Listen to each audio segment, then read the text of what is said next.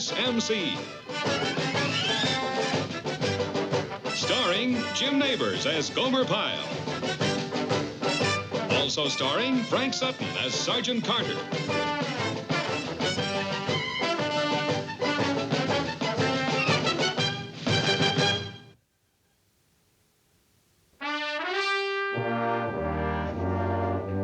Hey, Pyle, you got a visitor over in the rec room. A visitor to see me? Yeah, but don't get too excited. She's the motherly type. The motherly type? I wonder who that could be.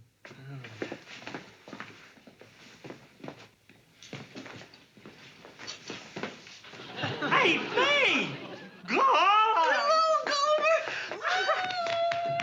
Gomer! Well, ain't this something? Gomer! For land's sakes, look at you.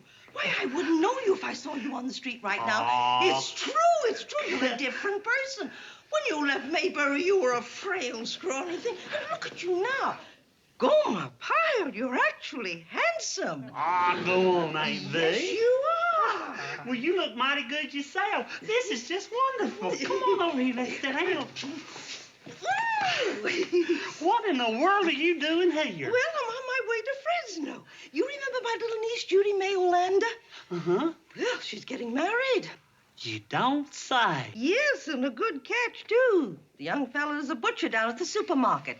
And you know the kind of money they make. Of course, he's supposed to be a lovely person, too. Well, ain't that nice? Of course, at first I wasn't going to go, but Andy just insisted. He said I needed a vacation from my household chores. Uh-huh. So I thought I would make it a vacation, and I'd come and see you, too. Well, I'm sure glad you did. This is just wonderful. But tell me, how's everybody in Mayberry? Andy and Opie and the whole gang? Just fine. And I've got a lot of pictures. Gomer, would you have a little time? I thought maybe we could go to town, we could have dinner, and then have a nice long talk. Well, I sure would like to, Aunt Bee, but I'm afraid I can't. You see, all the fellers are on pice, and I've got the barracks duty. Oh. Well, maybe I could go with you. We can talk while you do your barracks duties. Well, I don't suppose there'd be any harm in it. Today's Sunday, and there won't be anybody there. Yeah, I guess you could. Good. Oh, Gomer, I just can't get over how handsome you are. Well, so this is where you live, hmm? Yes, ma'am, and this is my bunk right here, and right next to it, my locker. Is that all the space you have? Gomer, I thought you'd have a room of your own by now. Oh, no, ma'am. You got to be a lot higher up than me for that. Oh, well, it's not much privacy, is there? No, ma'am, but it's friendly. It was hard for me to get used to at first, sharing a bedroom with so many other fellers, but now I just don't think I could sleep in a room by myself anymore. Well, well, guess people can get used to anything. Well, now, what duties do you have to do? Well, I've got to mop the floor and dust the lockers and wash the windows and just generally spruce things up. Gomer, that's housework. Yes, ma'am, I guess you could call it that. You mean you do that all by yourself? Well, no, ma'am. Usually the fellers do their own, but like I said, they're out on pice, and I didn't have any other plans, so I'm doing it for them. You mean the boys have to do their own housework, along with all the marching and drilling and things? Well, yes, ma'am. It's all part of being a Marine. Well, for land's sakes, how long has this been going on? Oh, about 200 years, I guess. You think they'd spend a few extra dollars and get you boys a maid? Oh, Aunt Bee. Listen, you come over here and sit down on the bunk, and we can visit while I mop. What? Certainly not. Do you think I'm going to sit there and watch you do housework? I should say not. I'm going to help you. But, Aunt Bee, you can't do that. Gomer, don't argue. Get me a jacket or a sweater I can put over this dress, and something for my hair if you can find it, and then give me a mop.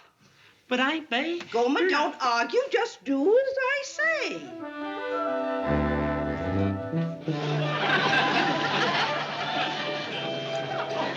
You really shouldn't be doing this, Aunt Bee. You know, I just don't understand it. Millions and millions in taxes. And they won't spend a few extra dollars and have a woman come in and straighten up. Mavis Pearl could come in here on a Thursday and for $8 do the whole place. I really don't think it's the money, Aunt Bee. Well, then what is it? Well, it's just part of being a Marine. Doing housework is part of being a Marine? Well, that's the way they figure. Well, they could make a few changes, if you ask me. Have a woman come in just once or twice a week, and you'd see a big difference. Those windows could use some curtains, you know. And a few pictures wouldn't hurt either. Well, some of the fellers have pictures, but they keep them on the insides of their locker. Oh? Those are not the kind of pictures I meant. I better get back to my windows. Gomer, I don't like to criticize, but you're not getting those windows as clean as you should. What are you using there? Well, just the regular window cleaner that they give us. Well, what you really need is vinegar. Vinegar? With a little water, that's what I use. Wouldn't happen to have any, would you? No, ma'am. But I suppose I could get some over at the mess hall. Well, why don't you, Gomer? If you're doing it, you might just as well do it right. Well, really, Aunt Bee, I don't think... Get it, Gomer. You'll see, it'll make all the difference in the world.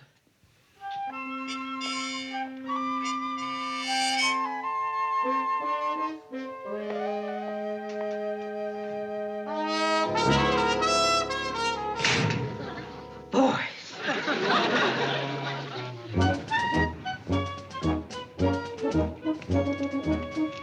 Good afternoon. Lovely day, hmm? Yeah?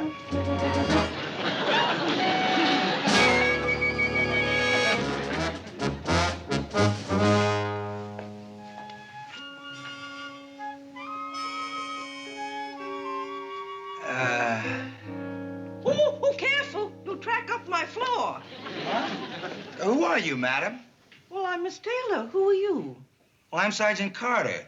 Would you answer me one question, please? What are you doing here? Well, I'm mopping the floor. You could see that. I don't mean that. I don't mean what are you doing here. I mean, what are you doing here in these barracks? Oh, I'm visiting. Visiting?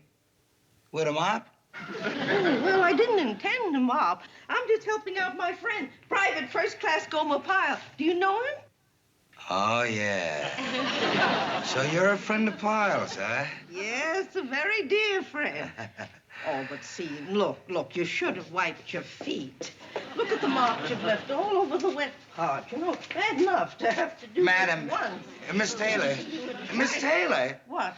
Look, I don't want to seem rude or anything, but you'll really have to leave. Leave all this work for Gomer, I should say, not. Look, I'm sorry, but according to regulations... Aunt Bee, I got it. Oh, hey, Sergeant Carter. Oh, there you are, Pyle. Now, that's the way to come into a room. Yeah. Well, I was just talking to this lady here, Pyle. This civilian lady that you brought into the barracks. Well, then you met Aunt Bee. That's good, because I've written a lot about you in my letters back home. Pyle! Oh, so this is you, Sergeant Carter. Oh, I didn't realize that. You know, I pictured him a little taller. He's not tall, but he's solid. He's solid as a rock, Aunt Bee. Madam, Miss Taylor, I'm afraid Private Pyle didn't explain the rules of the base, but civilians are not allowed in the barracks, so I'll have to ask you to leave. But I came to visit with Gomer. Well, I'm sorry about that, but regulations are regulations. You can wait for him in the recreation room if you like, although it might be kind of a long wait. But there's so much left to do. I've barely started on the floor. Well, there's nothing we can do about that. The recreation room is down at the end of the street and turn left. Oh, and one more thing, madam. You'll have to leave the jacket and cap here. Oh, yes. I'll help you, Aunt Bee. Well, Gomer, Thank you. I'll be waiting for you. I hope it won't be too long. I'll do my very best, Aunt Bee. Oh, dear, look what you're doing to the floor. Look, oh, there, the clean part. Goodbye, Miss Taylor. Pyle, you lame brain, you knucklehead. Do you realize how many regulations you've broken here? Well, let me count them off to you. 1, having a civilian in the barracks. 2, having a civilian woman in the barracks. 3, letting a civilian wear a Marine uniform. You've been in the Marines for 3 years, Pyle. When are you going to learn? When are you going to learn? What does it take to get through that thick skull of yours? What? Oh, Miss Taylor, did you forget something? No, but is there any trouble? I heard your voice and it sounded, well, rather angry. Oh, did it? Yes, there isn't anything wrong, is there? Really, it's nothing you need worry about, madam. Sergeant Carter talks to me a lot like this, Aunt Bee. It's no need for you to worry. Oh, I see. Well, I'll be waiting for you, Gomer. All right. Oh, what an awful mess.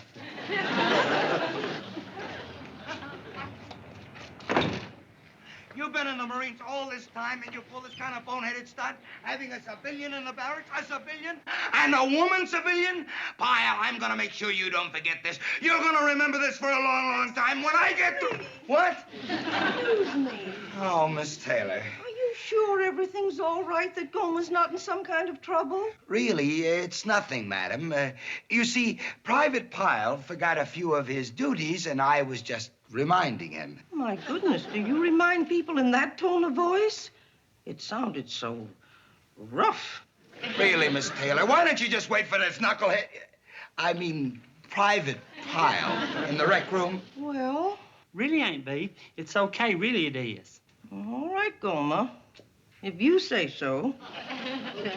Pity, such a mess.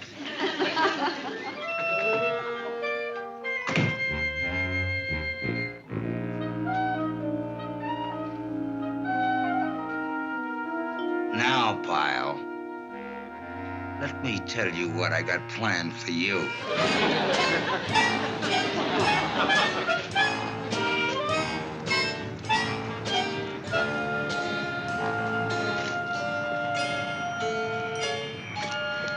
Gomer?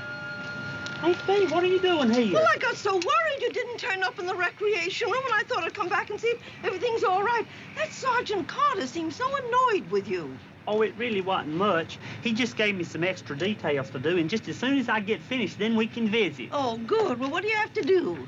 Well, for one thing, I've got to move this sand pile here over there. Oh, then what? Well, then I've got to move the sand pile there back over here. You mean move it back where it came from? Oh, goodness. Well, why do you have to do that? Because Sergeant Carter said so. Oh, Gomer, you being punished. Oh, it was because of me, wasn't it? Oh, no, Aunt Bee, it wasn't your Gomer. fault. It wasn't your Gomer, fault. why? Oh, Gomer, I'm so sorry. Miss Taylor, But you Miss should have Taylor. told me what. You're not supposed to talk to the men when they're on a detail. I came back. You see, the men would never get their work finished if they have civilians talking to them. I know, but Look, why don't you let me show you a shortcut to the gate? Oh. Now, you just go right down this road, right here, and it'll run right out to the main street where you can get yourself a bus. I'm sure you do want to take a bus, don't you?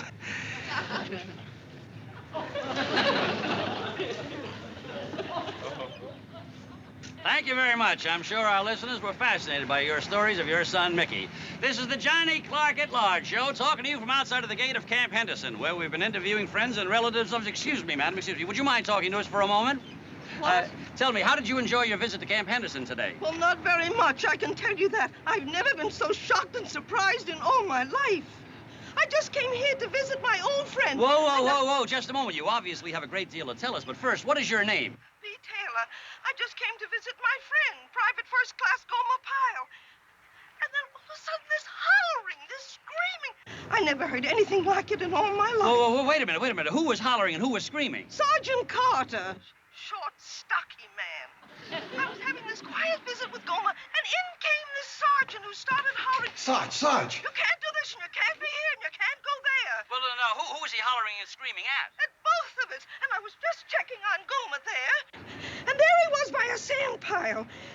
Moving the sand pile from one place to another place and then back again, not making any sense at all. And then he came along, and he just about pushed me down the road. No. Yes, he pushed me down the road.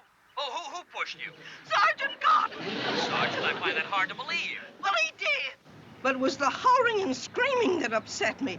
Why, back home, if a man behaved like that, we wouldn't have a thing to do with him. Well, it certainly is interesting, Miss Taylor. But, you know, we're running out of time, and I would like to hear more about this. I'm sure our listeners would. I wonder if you'd like to appear on my TV show tomorrow night. Yes, are you going to be in town tomorrow night? Yes, I am. I'm coming back to see Gomer. Wonderful. Then I'll expect you on my television show. That winds it up for this afternoon, ladies and gentlemen. This is the Johnny Clark at Large show.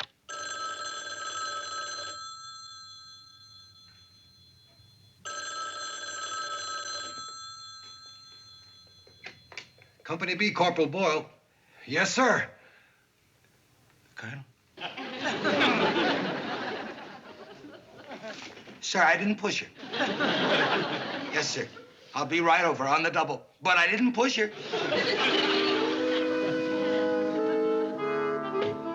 Some people can really fool you. She seemed like a sweet, motherly type. She's a killer, Boyle, a killer. It's all your fault, Pyle, all your fault.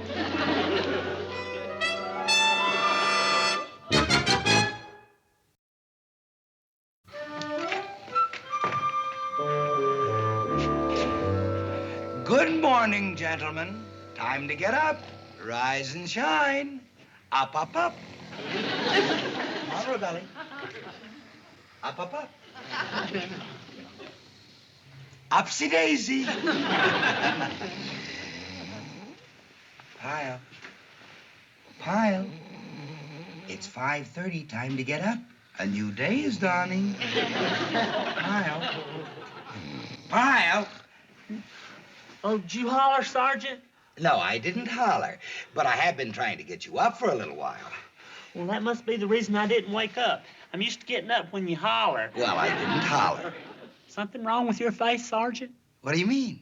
Well, your lips is spread out funny. I'm smiling, Pyle. Didn't you ever see anybody smile before? Oh, sure, but it looks kind of funny when you do it. Why don't you just get out of the sack, Pyle? All right, everybody. I'd like to see all of you gentlemen out on the street in 3 minutes. 3 minutes, fellows. Hurry it up. Hey, Sarge, what was that? What was that Mr. Nice Guy routine? Are you cracking up? No, I'm just getting in practice. Practice for what?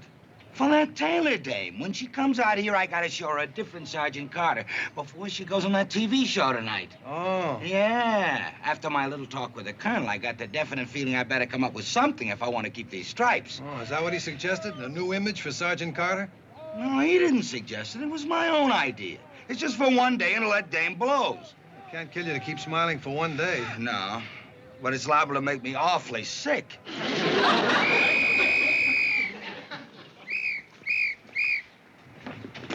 All right, gentlemen, let's line up quickly, if you please. That's right, quickly.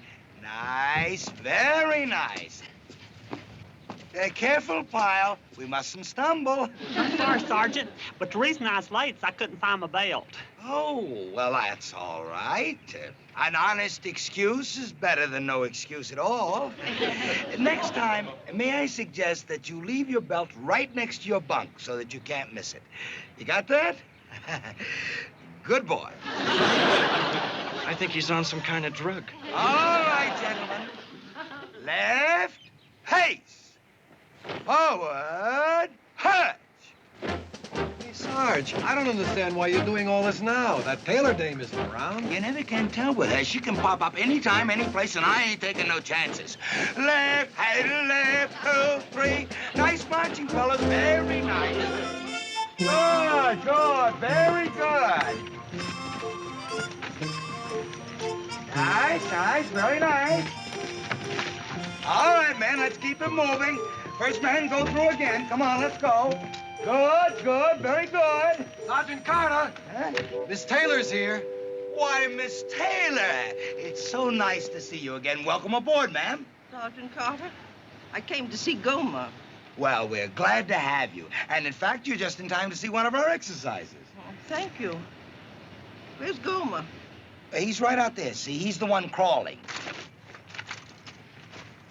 Oh, yes, I see. Woo! Gomer, I'm here! Hey, Aunt Bee. Oh, you knucklehead! Pyle, you numbskull, you lame brain. How could you pull such a boneheaded stunt? Of all the knuckleheaded things to do, what if that had been a live grenade? Well, I'm sorry, Sergeant Carter. I don't know how in the world I could have done a thing like that. Well, I do. It's because you're stupid. Stupid, stupid, stupid. What is the matter? Why are you shouting like that? Don't tell me you're angry with this poor boy again. Oh, no, I'm not angry. Not really angry. But Aunt Bee, he's got a right to be angry. I did a very wrong thing. That's right, Pyle, you did. Naughty, naughty. Sorry, Sergeant Carter. I really am sorry. Sorry? You're sorry? Oh, that's good. That's very good. I'm talking to him real nice, ain't I, Miss Taylor? Nice and soft and kind. Well, it's an improvement. Definite improvement. Uh-huh. And this is the kind of sergeant you'd like your friend Gomer Pyle to have? Well, as a matter of fact, I would. Uh-huh. Well, I can't do it. I ain't that kind of sergeant. I never will be. Sergeant Carter. And, Pyle, if you think I'm gonna drop this, you're nuts. I'm gonna have you down there digging dishes and doing push-ups until you're blue in the face. You got that?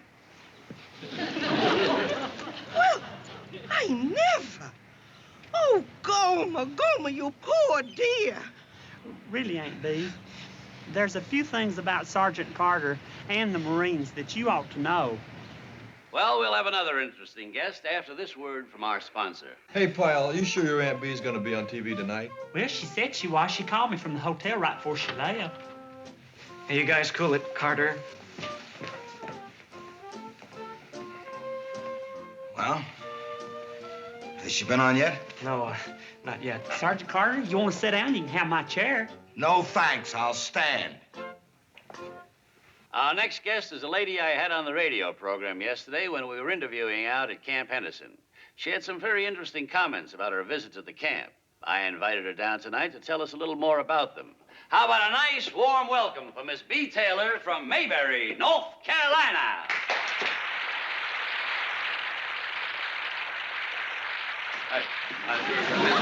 Miss Taylor, back here.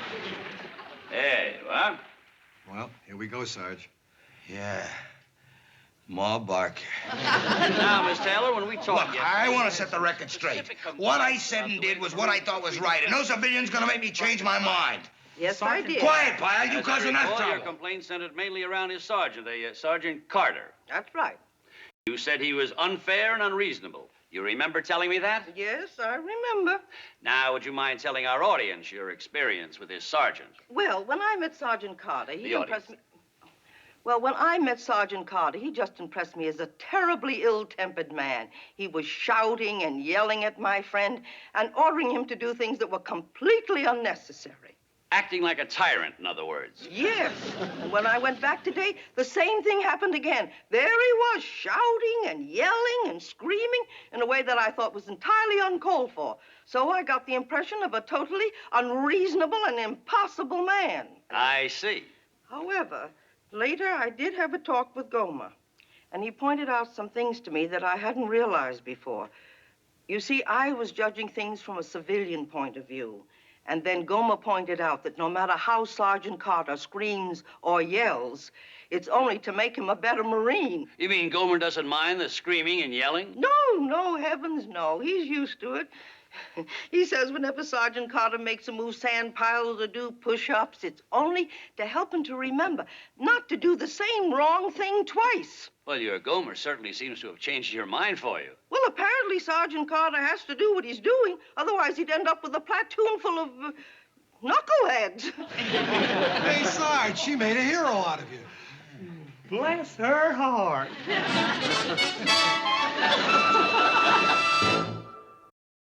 I knew she'd change her mind once she had a chance to think about it. Civilians have a lot to learn about the military. Yes, sir. Thank you. Well, thank you, sir. Well, a new day, a new world, huh, Sarge? And to think yesterday you were afraid of losing your stripes. Afraid? I wasn't afraid. No? Terrified, but not afraid. Sergeant Carter? Oh, hi, Pyle. Hello, Miss Taylor. Hello, Sergeant Carter. Aunt Bee's fixing to leave, and she didn't want to leave without saying goodbye to you. Well, that's very nice of you, Miss Taylor. And by the way, I'd like to thank you for what you said about me last night. You were real good. And you look great, too. You know, you're very photogenic on television. Really? Oh, well, thank you very much. Well, anyway, my bus will be leaving shortly, and I wanted to say it has been a pleasure to meet you. And I hope we'll meet again sometime. Likewise. Oh, so this is where you do your work, hmm? Yeah, this is where the brain work is done, eh, Boyle? Right, Sarge. Oh, when's the last time those windows were clean? Why? What's the matter with them? Well, they look awfully grimy. You know, I've got an hour and a half before my bus leaves. Aunt Bee, do you want me to get you some vinegar? Why don't you go?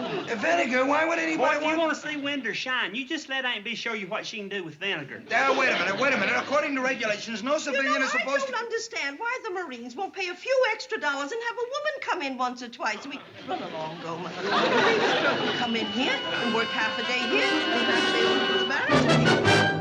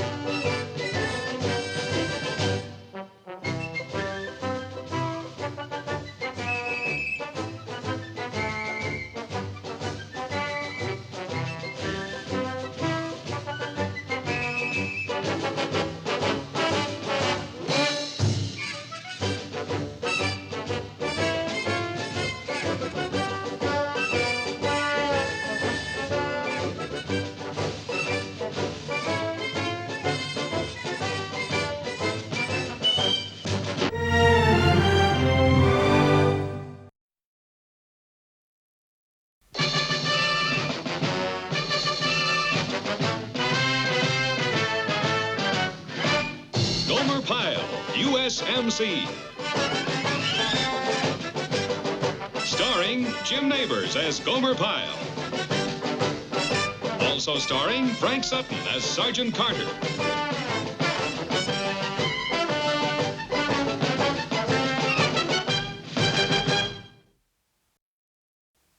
You know, Boyle, I've been thinking, by rights, you ought to pick a sergeant. Huh? This artist that's coming to paint the recruiting poster. He ought to pick a sergeant. Yeah? Why? Well, it makes sense. Who better to represent the Corps than a sergeant? The guy that makes things tick, right? Yeah, but there are no hard and fast rules about recruiting posters. This artist may pick a corporal. A corporal? Well, yeah. They might decide to go with a nice, tall corporal. What's height got to do with it? Napoleon was short. And he was a corporal. Look, Boyle, I don't have all day to stand around here discussing military history with you. Why don't you get them requisitions over to Supply? Oui, oui, mon capitaine.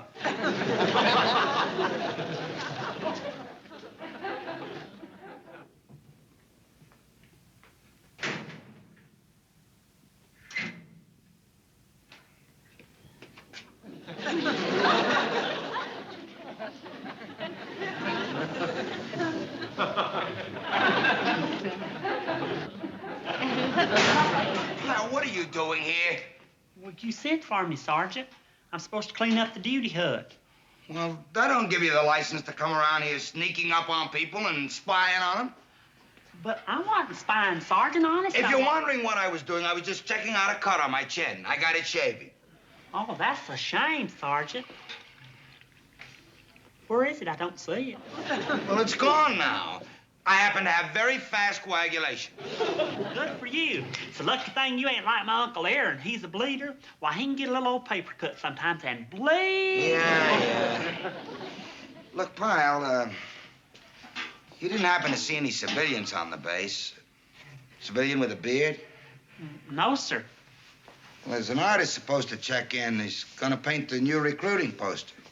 Yes, sir, I heard. I hear they're gonna pick somebody right here on the base. Yes, sir, I heard. I wonder who they'll pick. I don't know. My guess is a non-commissioned officer. I mean, who else, huh? A sergeant? You know what? What? I've got a suspicion. I ain't sure, mind you, but I've got a suspicion. About what? Well, I can't think of anybody better for that poster than you, Sergeant Carter. Me? Why not? You've been in the Marines a lot of years, and you're a sergeant. Who could represent the Corps better than you? Me? Why, the thought never even crossed my mind. But like you say, it's just a suspicion. But it's a strong suspicion, Sergeant. Why, that face of yours is just perfect for a painting. It is? That strong chin, that rugged, determined look, them cold, steely eyes. How about the flaring nostrils? And the flaring nostrils. Fact is, something I noticed this very minute. If you had a cleft in your chin, you'd be the spitting image Kirk Douglas.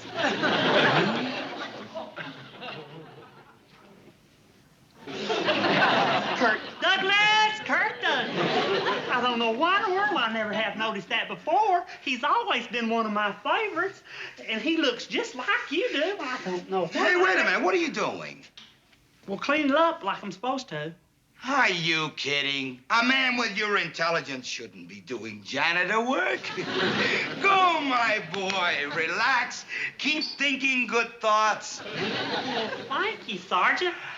Thank you, thank you, thank you. Kirk Douglas! Kirk Douglas!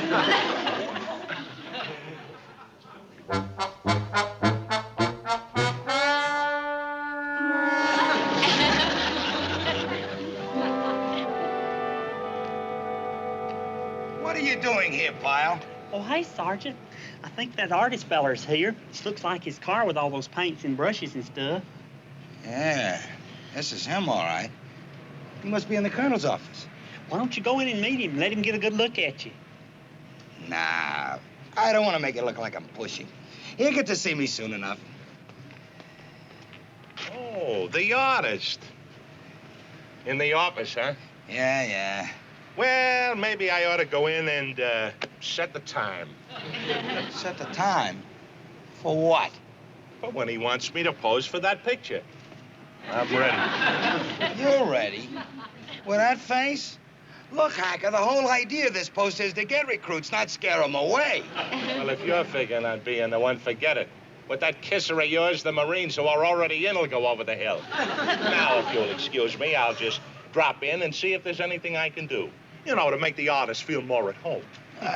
No, that ain't necessary.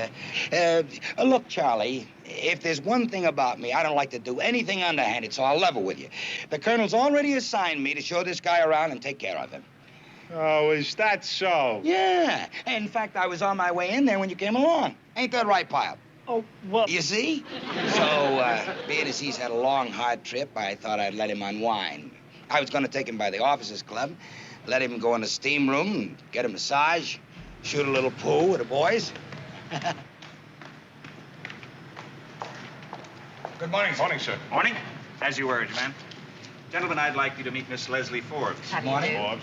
She's the artist who'll be doing the new recruiting poster. Miss Forbes will be observing all the men in action. You just continue about your normal duties, and she'll be wandering around among you, looking for just the right type for the poster. Is that right, Miss Forbes? That's right, Colonel. If you should need anything, Miss Forbes, Sergeants Carter and Hacker will be glad to be of service. Yes, ma'am. Anything you like, Miss Forbes. Just call on me anytime, ma'am. Anything you like, Miss Forbes. I'm Sergeant Hacker. Anything. All right, Colonel. Now I'll show you to your quarters. Thank you. Anything. It's a lady. The artist is a lady. Yeah. Well, good luck on finding a his and hers steam room on the base.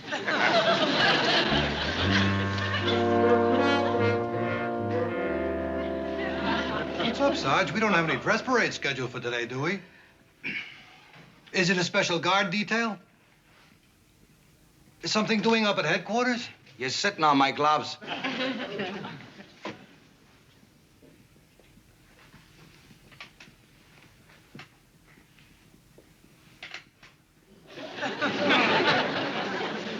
are you doing? Boy, you're full of questions today. Where are you going? What are you doing? What's this? I What's still that? don't get it. Why the dress blue uniform? Why? Because it's there.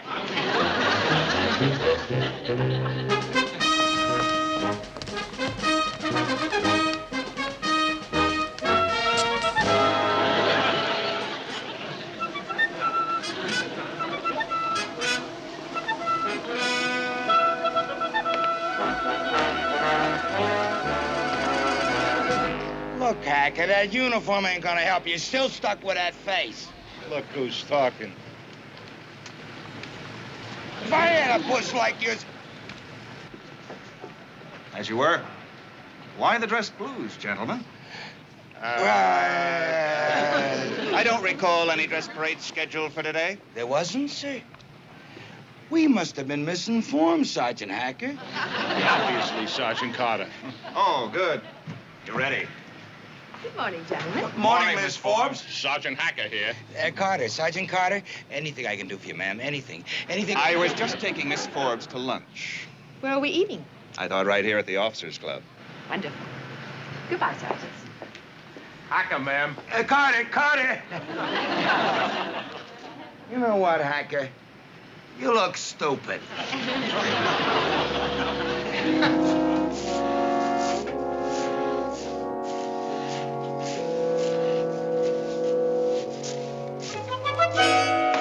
All right, you people, fall in. Come on the double. Move. If memory serves me, exactly 10 minutes ago, I gave you people an order to police up this area.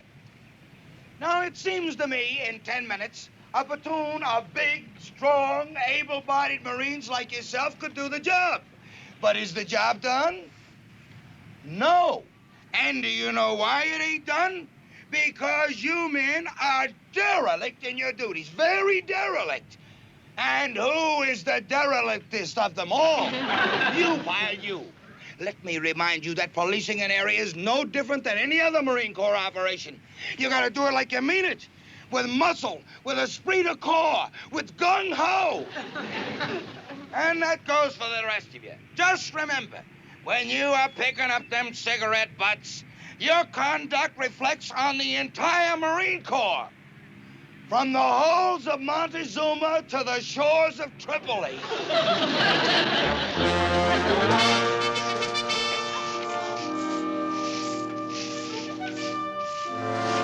Pyle! Hey, Sergeant Hacker, did you want to see Who gave you permission to talk? Well, How long you been in the Marines, boy? over 3.5 years. Don't you know you just don't walk up to a non-commissioned officer and start talking, boy? Am I a non-commissioned officer? Yes, sir. What's my name? Sergeant Hacker. Who? Sergeant Hacker. Right. I stand before you as a symbol of leadership, and your respect for that leadership is vital if we're to carry on in the proud tradition of the United States Marine Corps. Is that clear, boy? Yes, sir. Dismissed. Why, Miss Forbes?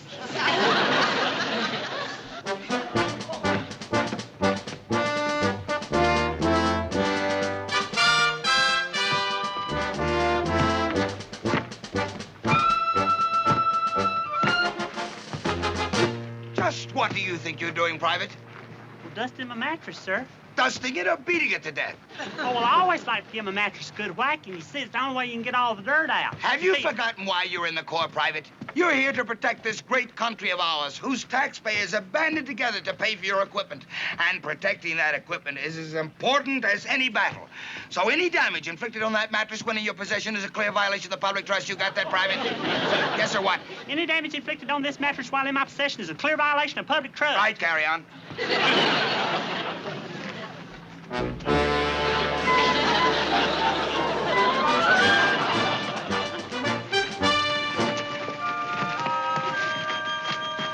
Let's let them knock their brains out for another half hour. Hold it, knock it off, hold it! No, you're going at it like a bunch of pussycats. Private Pyle, suit up. Here, give me that. Now, this is kill or be killed. Hand-to-hand combat. You gotta hit hard and fast. Private Pyle, on guard. Pump, pump, pump! That was very good, Sergeant. But if I might add a point here. Now, a blow to the head is okay for knocking the enemy unconscious. But for the actual kill, a thrust to the midsection is the most effective way. Private, on guard.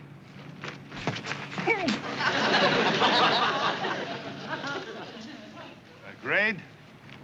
Well, why don't we ask the private which one is the most effective? Private, which one? Well, golly, you both done very well.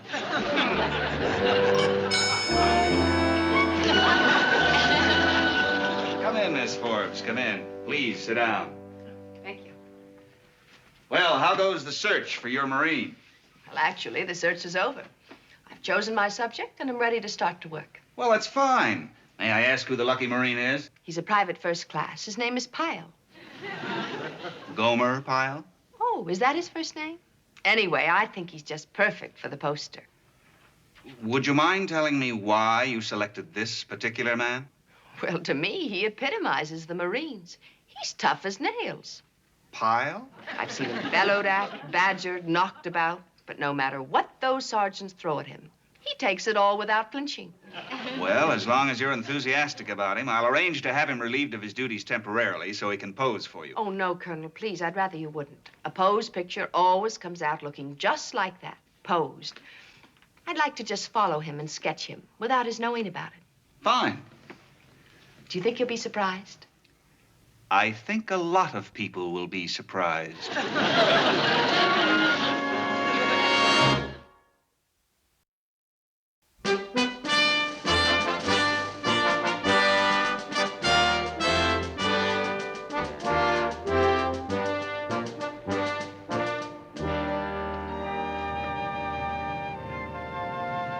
Sergeant Carter. Psst, Sergeant Carter. What, Pyle? You won't believe this, Sergeant. You just won't believe this. Believe what? That Miss Forbes, she's over there starting to draw. I told you you'd be the one she'd pick. Yeah. How about that? It's a strange way to go about it, though. I thought she'd want me to pose for her like all them artists do. I guess she just wants to catch you in action. You know, that's what the Marines are known for, is action. Yeah, that must be it. Okay, if that's what she wants, that's what she'll get. On your feet, Private! The rest of you people, listen up. When conditions permit, the mortar crew will wait at least 1 minute before attempting to unload the round. In order to prevent an accident by a possible misfire of the ignition cartridge.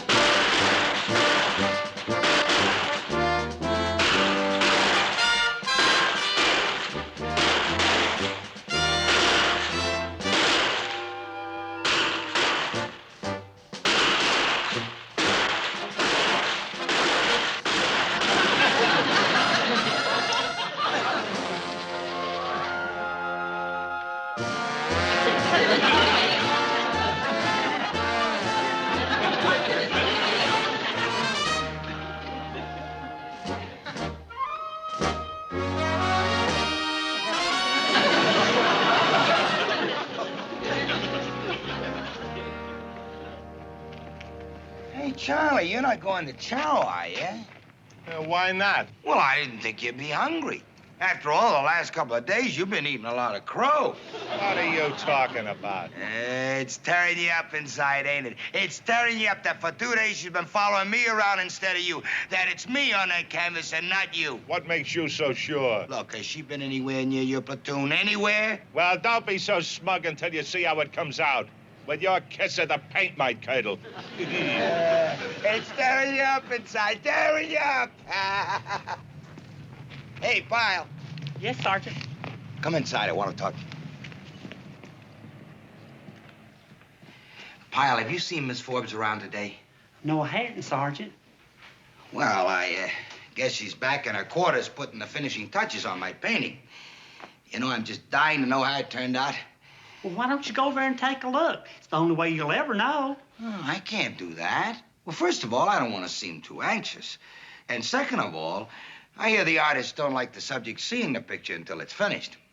Yeah, I guess there is kind of a superstition there. Hey, wait a minute. Why don't you take a look? Me? Well, sure. You ain't the subject, so it's okay.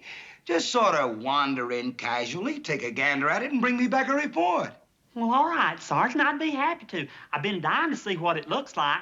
I just know it'll be a picture we'll all be proud of. Not just the fellers here at Camp Henderson, but the whole United States Marine Corps. Well, I'll tell you one thing, Pyle.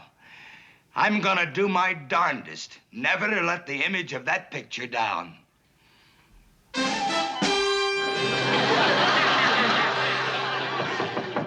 in. Hey, Miss Forbes. Why, hello, Gomer. Hope you don't mind my dropping by like this. I know how busy you are. It's quite all right. I'm glad you did. Thank you, ma'am. You want to see the painting, don't you? Could I, ma'am? Well, I was planning to give everyone a preview peek tomorrow, but I don't see why you can't see it now. You, of all people. Well, it's real kind of you, ma'am. Ever since you started this painting, I've just been chomping at the bit to take a look at it. Oh, Lordy, it's me. Do you like it? Well, you painted me. That's me up there in that picture. Why did you paint me? Why me? Something wrong? Don't you like it? Oh, Miss Forbes, I don't know how to tell you this. What is it, Gomer? Well, I appreciate you picking me as the one. I'm really proud that you did, but there's somebody else that's been in the Marines a lot longer than I have, and he's the one that should be up there, not me. What do you mean? Well, it's my sergeant, ma'am, Sergeant Carter. Golly, all the time that you was following us around, I assumed it was him. And what's worse is, well, he assumed it was him. Believe me, he represents the Marines a lot better than I can. Well, I understand your feelings about your sergeant, Gomer, but I found you to be a better subject for the poster. Oh, my, oh, my. Sergeant Carter's gonna have a fit. He's gonna have a real fit. He was really counting on this. In fact, he's the one that sent me over here to find out how his painting turned out and then give him a full report on it. Oh, I don't know how I'm ever gonna face him. Ever since I've been in the Marines, I've been under his watchful eye. He's the one that made a Marine out of me. And now for me to get all the glory instead of him? Oh, I think I may run away.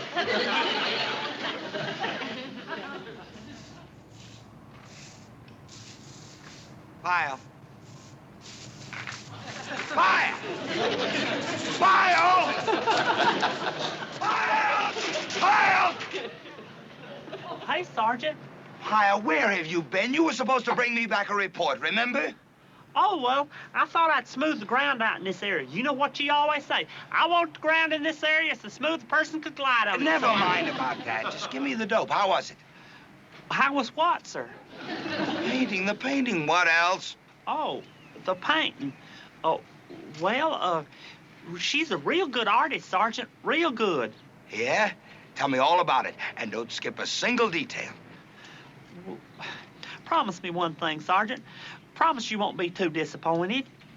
Oh, no. Don't tell me she blew it. You just said she was a good artist. Well, she is, Sergeant. But, well, you know how these artists are. They see things different than we do. How different? Well, just different than you'd expect. Well, can't you give me a hint, for Pete's sakes? Do I at least look like me? Is there any resemblance at all? Well, just promise me you won't be too upset, Sergeant. Oh, forget it. When the time comes, I'll see it myself. You send a knucklehead on a mission, that's what you get, a knucklehead report.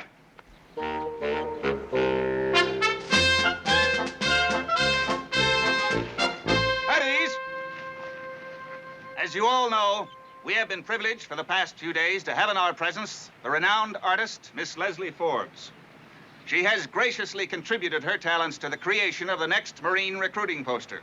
And before it's turned over for copying, she wanted some of you men to see the original work.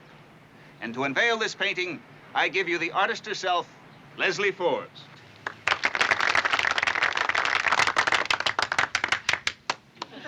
Thank you, Colonel Gray. And thank all you men for your cooperation during my stay here. It's been my privilege to be among you. I hope you like what I've done. And now for your approval, here is the picture for the new Marine recruiting poster.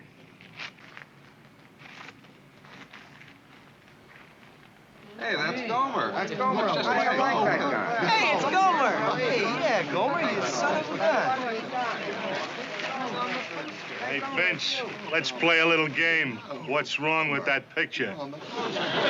Now may I explain something? As you have noticed, there's an eye in the background. I feel that this is an important part of the painting and will do much to help sell recruits. It's the watchful eye of the Marine behind the Marine, the backbone of the Corps, the sergeant. This eye represents that man, and it happens to be the eye of Gomer's own platoon sergeant, the man who molded Gomer into a Marine, Sergeant Carter.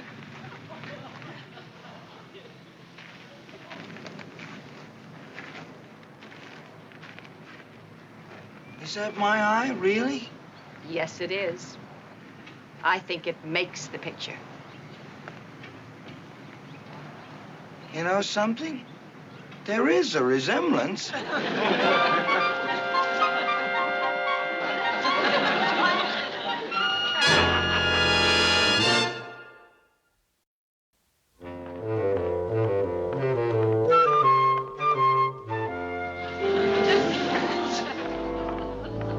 Hey, Sergeant.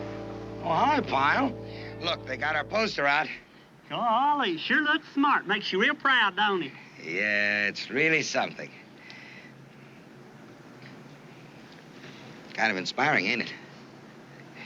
In case you didn't notice, that's me.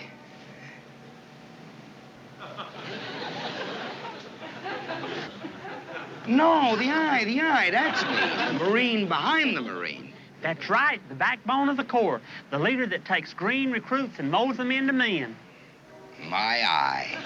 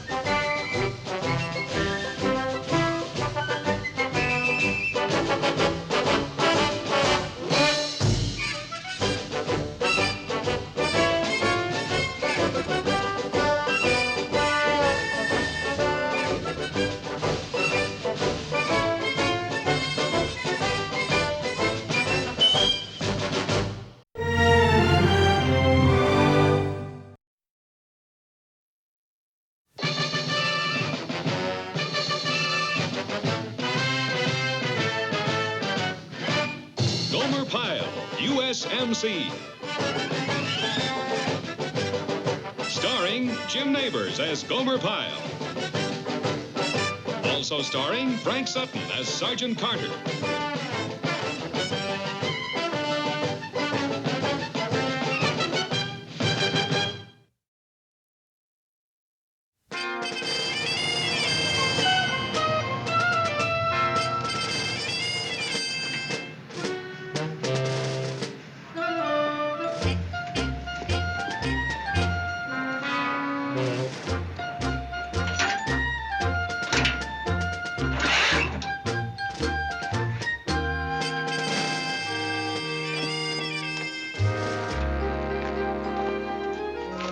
Luann, I can't tell you how good it is to hear your voice. I just can't tell you how good it is. And have you been a good boy while I've been gone? All right, straighten up that line, look sharp. Okay, you knuckleheads, let's hit it. 10, hut! Heads in, elbows to the sides. Freeze! Let's look sharp now, eyes straight ahead. I don't want to see a muscle move. What'd you say, Luann? Don't even breathe. Do you read me? You taking a sunbath, Mason? Button it, button it. Where's your cap? I left it in the truck. You see, I thought that... Oh, you thought. We have a thinker in the group. Look, Spinoza, I do all the thinking around here. You got that? If I catch you without that cap again, I'll put it on for you. And if I put it on for you, it's gonna take a plumber to get it off.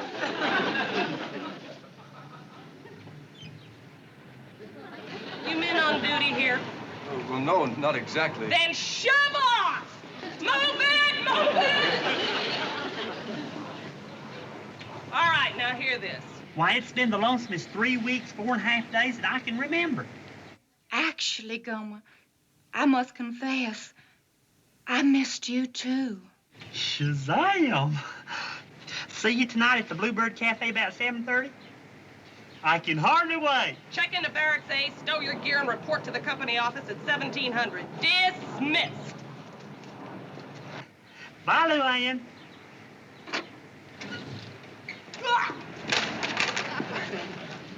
Excuse me, ma'am. I didn't mean to run into you like that. I just couldn't help myself is all.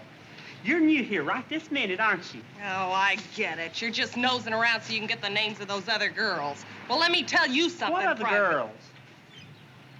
You didn't see any other girls? No, ma'am, just you. You're the only girl I saw. Well, what are you grinning about? Well, it's just that now suddenly things seem to be just real nice. Huh? I mean, when you've been lonesome for a long time, and then you hear that one girl's voice, well, the birds start to sing and the sun starts to shine, and then you ain't lonesome anymore. Just like that? Go on. It's the truth. I know I shouldn't be talking to you like this, us just having met, and you being a corporal and all, but I just plain had to say those things or bust. That's all right.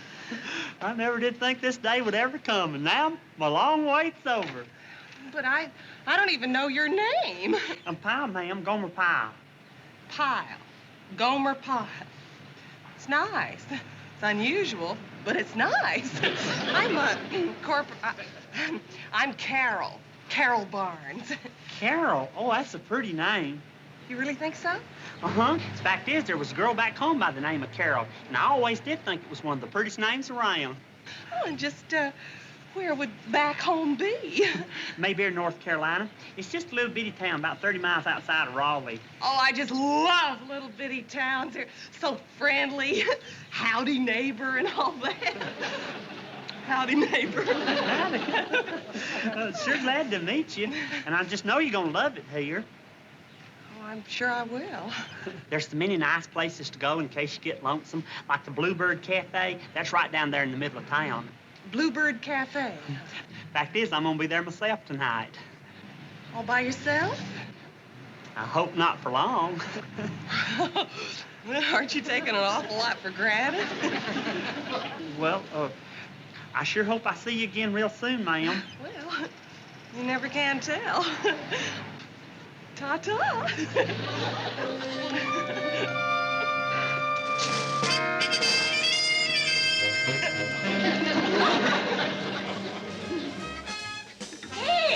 Gomer. What'll it be?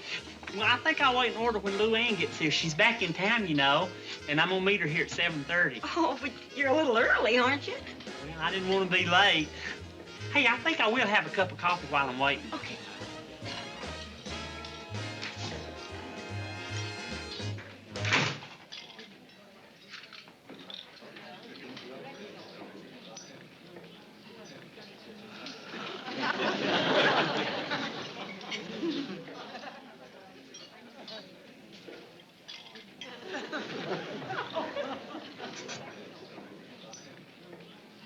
Oh, hi there. Hey, Corporal. All by yourself again, huh? Well, no, not Oh, exactly. you don't have to pretend, Gomer. Not with me. I know what it is to be alone. Oh, but I'm not alone, not Of course now. you're not. And neither am I. Because we're together. But, Corporal, don't you see? Carol. Well, Carol, what I'm trying to We say can't is... talk here, Gomer. Not really. I've got my car outside, and there's a lovely movie at the drive-in. Come on, you don't have to be embarrassed with me. After all, we're friends now. But, Corporal, what I'm trying to tell you I is... told you, not Corporal. Tonight, I'm Carol Barnes. Woman.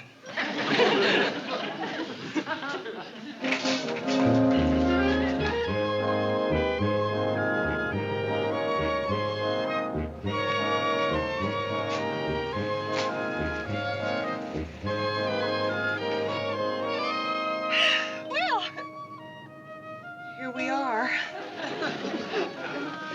Oh, well, if you excuse me a minute, I'll go get some popcorn. Would you like some? We'll share.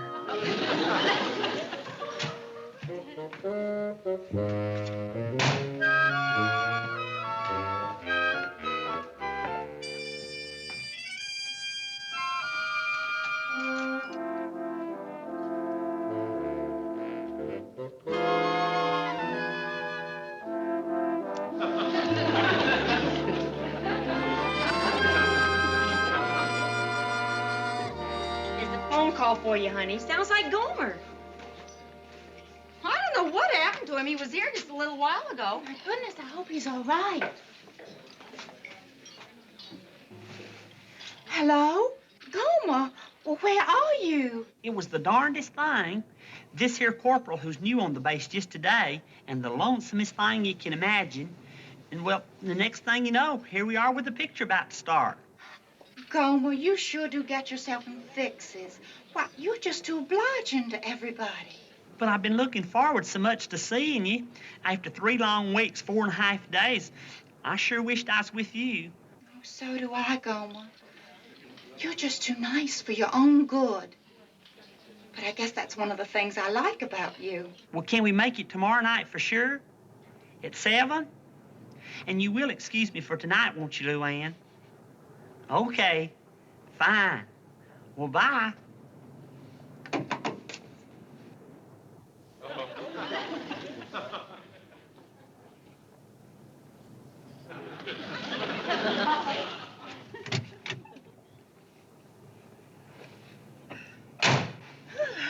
Hello again. Oh, you got back just in time. You want some popcorn? No, thank you. Will you hold it for me for a minute? Mm-hmm. What are you doing? Speaker, we want to hear the movie, don't we? Thank you. Hey, look, it's a Roadrunner cartoon. It's my favorite. I've seen this one before, though, but I don't mind seeing it again. In this one, there's a fox, and he thinks he can make a delicious dinner out of the Roadrunner. So what he does is... Oh, I better not tell you the end and ruin it for you. Yeah. Gee, Gomer, this morning we were complete strangers, and now tonight, here we are together watching a Roadrunner cartoon.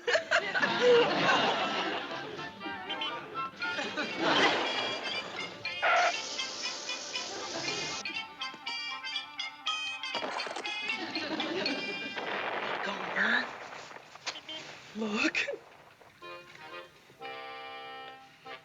They're missing the best part of the cartoon.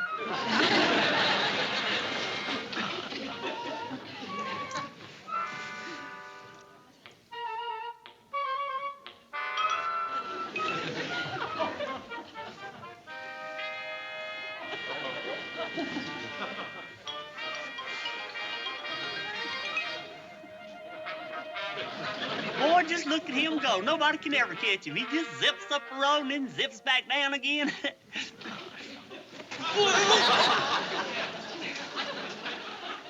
Sorry.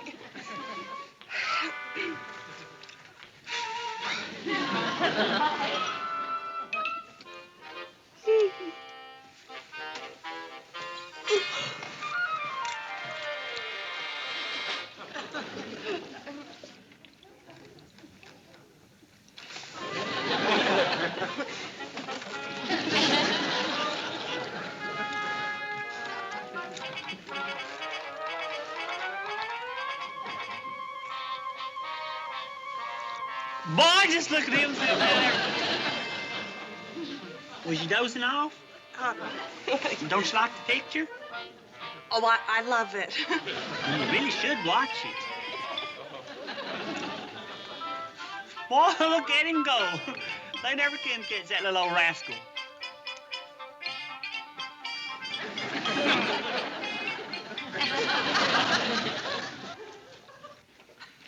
So tonight you're here first. Not taking any chances. I'm just dying to see him.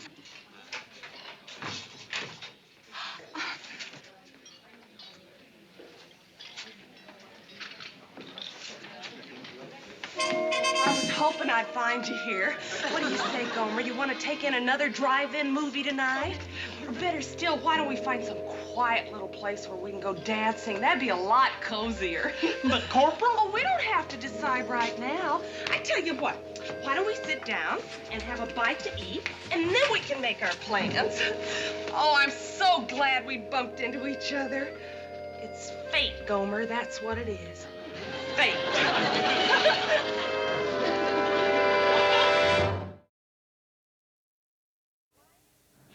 Luann? Well, glory be. I've been trying to get you for the last 2 days, but either you don't answer or your line's been busy. Who is this speaking, please? Well, this is Gomer. Gomer who? Luann, I don't blame you for being mad. There's been an awful mix-up, and I just got to talk to you. Well, I doubt very much if that's possible. I only answered the phone to tell you that I don't wish to speak to you. Goodbye, Mr. Pyle. Wait a minute, Luann. Don't hang up. Listen, couldn't we get together for just a little bit and let me explain everything? I'm sorry, but I have a very crowded schedule. Couldn't you see me for just a little bit, please? Well, actually, I do seem to have tonight open. That's great. Then we can meet and talk. Uh-huh. I believe a man should be given a chance to prove his innocence. That's real nice of you, Luann, real nice.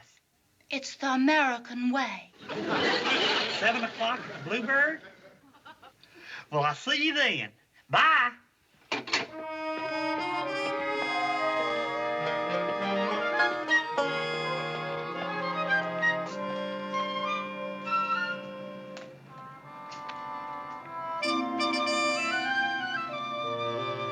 Hi. Hi. What are you doing here? Oh, I just came out for a breath of fresh air, and lo and behold, here you are. Yeah. Where were you last night? I was kind of hoping I might hear from you. Oh, well, I turned in kind of early. Oh, that's all right. Tonight's another night, and we're together. Hey, Gomer, I was thinking that tonight we could spend... Carol, I can't go out with you this evening. What's the matter? Don't you feel well? Are you sick? Stick out your tongue, Gomer. No, Where does Carol. it hurt? Tell Carol. No, Carol, I feel fine, but I still can't go out with you tonight. You see, well, sit down just a minute. You see, Carol, I'm meeting another girl. Another girl? You mean you found somebody else? Well, no, not exactly. See, I knew Luann before I knew you, and we've been going out right along. You mean you're engaged? No, we're not engaged. Going steady? Well, not even that. We date. Or we did date until you came along. What do you mean, did? You mean my coming along changed things? It sure did. You shook my life up something fierce. Me? Now, boy, right from the beginning, you just took over. Well, I know. I guess there are some things you can't fight. I'm on my way now to meet her to explain to her about you. You should, Gomer. It's the right thing to do. You should tell her about this. I just hope she understands. I tell you what, I'll go with you, and together we'll make her understand. Would you really help me explain? It'd make things a lot easier. You just leave everything to me.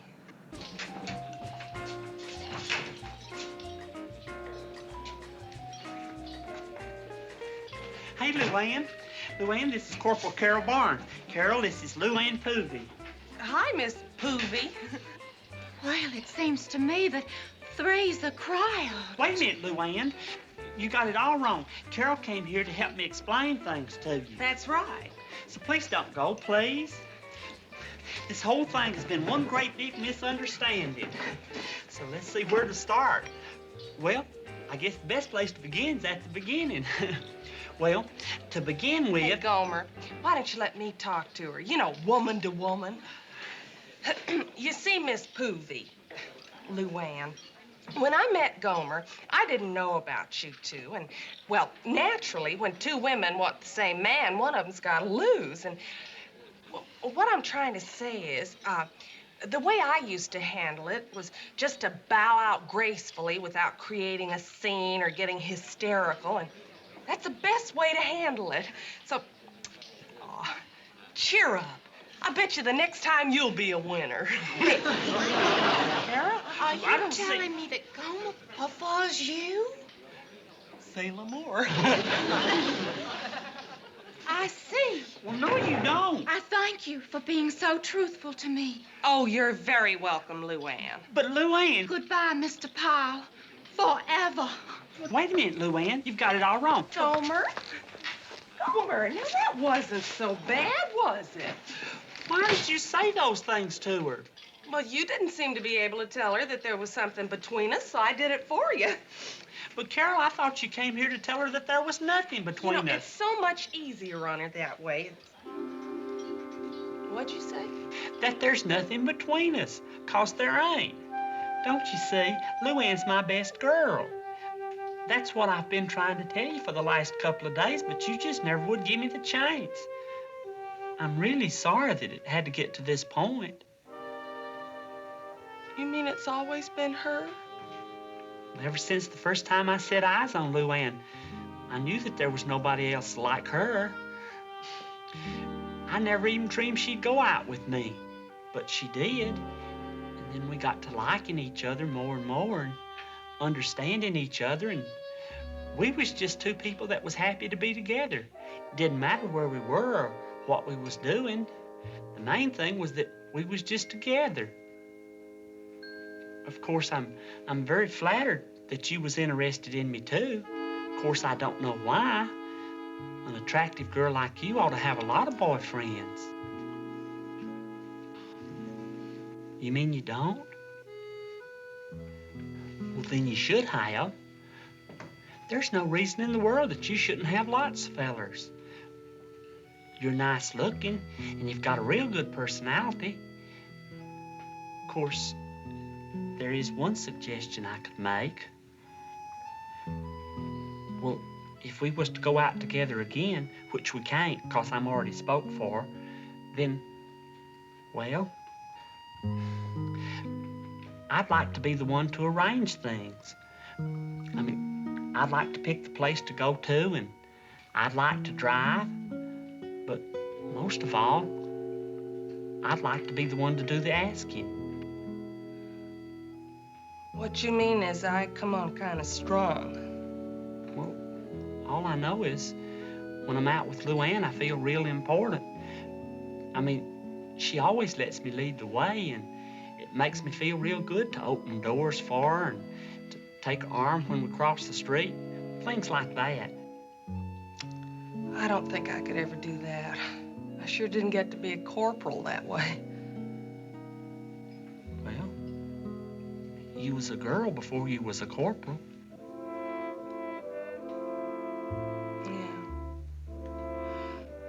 Well, that can wait. Right now, we gotta get you back to Luann. I don't even think she wants to see me anymore. We'll convince her. Will? Don't worry. This time I'll say the right things. Golly, maybe we better not. It'll be fine, Gomer. Don't worry.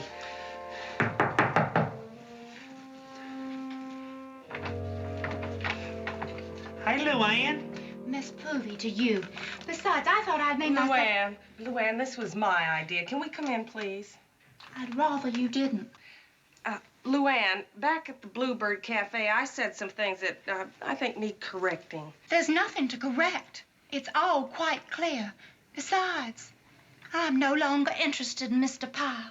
He has toyed with my affections for the last time. But I wasn't toying with your affections. I beg your pardon, Mr. Pyle. You most certainly I was were. all trying to do. Look, I can clear this whole thing up if you'd just give me a minute to explain. There's no need to explain. You made yourself quite clear at our earlier meeting. You were the victor. Take your spoils and go. You're not listening, dear. He wants you. It's too late now. How would you like a shot right in the biscuit? As you were, Marine. You, open up. Your marine tactics don't... Now! You, in there. But I don't... Move it, move it, move it. All right, now hear this. And hear it good. You, Private, over there. But I don't... On the double, on the double, on the double. And you, Miss Poovy, join him. But you can't... Secure the chatter. Move it, move it, move it, move it. All right, at ease. Both. If you two don't know how to square away this foul up, I do. You, Private, you will put your arm around her, and that's an order. And you will put your head on his shoulder. Get with it. And keep it there.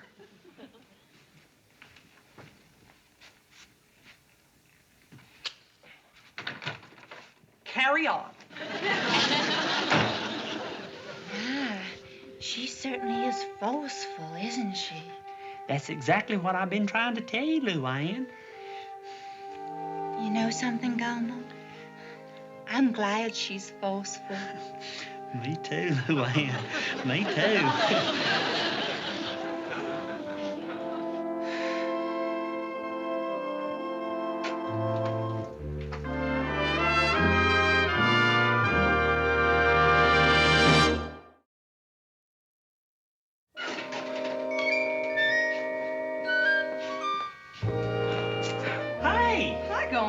Sure is nice to see you again, and I want to thank you for what you did last night. Oh, it was nothing. Oh, it was plenty. Luann understands everything now, and things are fine between us. Fact is, I was just talking to her, and she and I'd like to take you out to dinner tonight.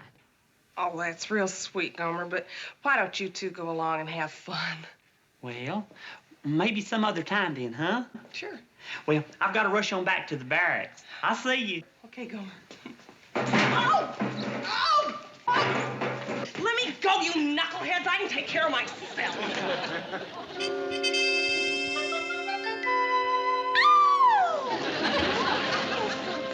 Oh! I don't know what came up. Oh, thank you so much. Could I have a little water, please? I declare it's so nice of a big, strong fella like you to take care of a itty-bitty girl like me. What a muscle!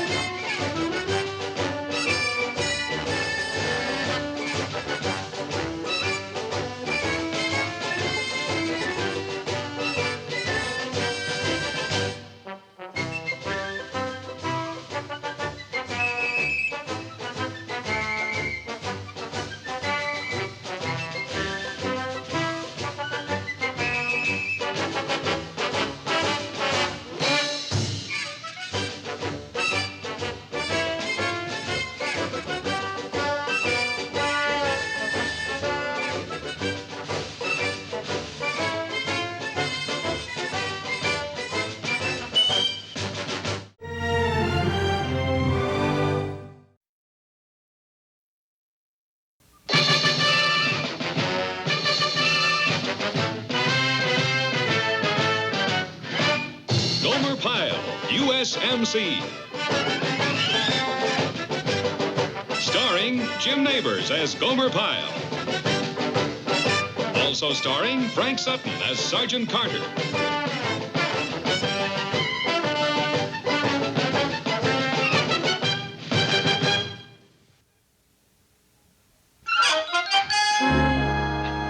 Why, Pyle? Why? You wanted a hard worker? Pyle's the hardest worker in my platoon. I still don't want him in my kitchen. The guy is trouble. He's always in some kind of accident. That's not true. Not true. Pyle is never in an accident. He's like the little old lady driving along the freeway. He causes accidents, but he's never in them. I want somebody else. Look, Charlie, the CO's orders say you're supposed to get one man from each platoon. It doesn't say what kind of a man, just a man. And by all legal and military definitions, Pyle fits that description. You've got him. But this officer's breakfast is important. It's for some real VIPs. Sure. Probably the head of the local Bird Watchers Society. That's the kind of VIPs we get. Oh, Vince, you wouldn't. Look, Charlie, what are you worried about? Just put Pyle in the kitchen peeling potatoes. That boy peels real good. And that way he won't get in any trouble. So I'm stuck with him, huh? Maybe any other day I wouldn't do this to you, but this morning my platoon has got field practice with live grenades. And I'd feel a whole lot safer with Pyle in your kitchen peeling your potatoes than I would with him in my field dropping my grenades. Looks fine, Sergeant. Just fine. I gave it everything I had, sir. Congressman Travers is a member of a very important congressional committee. He'll be accompanied by Brigadier General Dawson. Now, this is the first stop on our tour of inspection. Wouldn't want anything to go wrong now, would we? No, sir. What about service? Service? Service! Yes. Well, I put on an extra waiter and a busboy, and there's special help in the kitchen. Coffee. Who's in charge of coffee? In charge? Nothing more important to a breakfast than coffee. Piping hot. As General Dawson's aide, I can tell you that that is the one thing he insists on. In fact, he... Yes, Private, what is it? Excuse me, I just wanted to speak to Sergeant Hacker, but you go right ahead. I can wait till you finish. No, go ahead. Yes, sir. Sergeant Hacker, I just wanted to tell you that I finished peeling all the potatoes, and I didn't feel right standing around the kitchen. You know what they say, Satan finds work for idle hands. Peel the dinner potatoes. Oh, well, I've already peeled them, too. Fact is, I peel right through till tomorrow's lunch, and I would have done them, too, but we don't have no more potatoes. There's some cabbage needs chopping. Done that, too. I scrubbed the celery, washed the lettuce, and fluffed up the turnip greens. Well, get in the kitchen. I'll think of something. Yes, sir. Just a minute, Private. Yes, sir? I have something for you to do. I'm putting you in charge of pouring the coffee at breakfast. Golly. But, sir, he hasn't done any. He's obviously a very willing worker and just the kind of man I want at that breakfast. Private, all you have to do is make sure that those cups are never empty, that they're kept full of hot coffee, understand? Yes, sir, and I really appreciate your confidence in me. Breakfast will be at exactly 0800. Aye, sir. Good morning.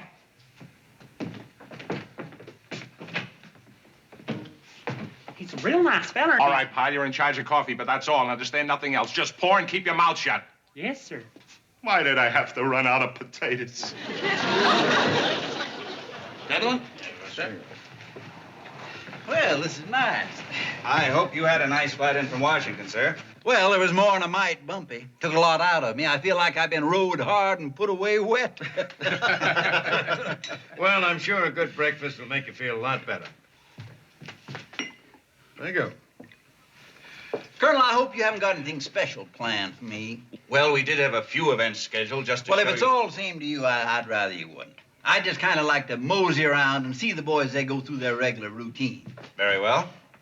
It's hot. Would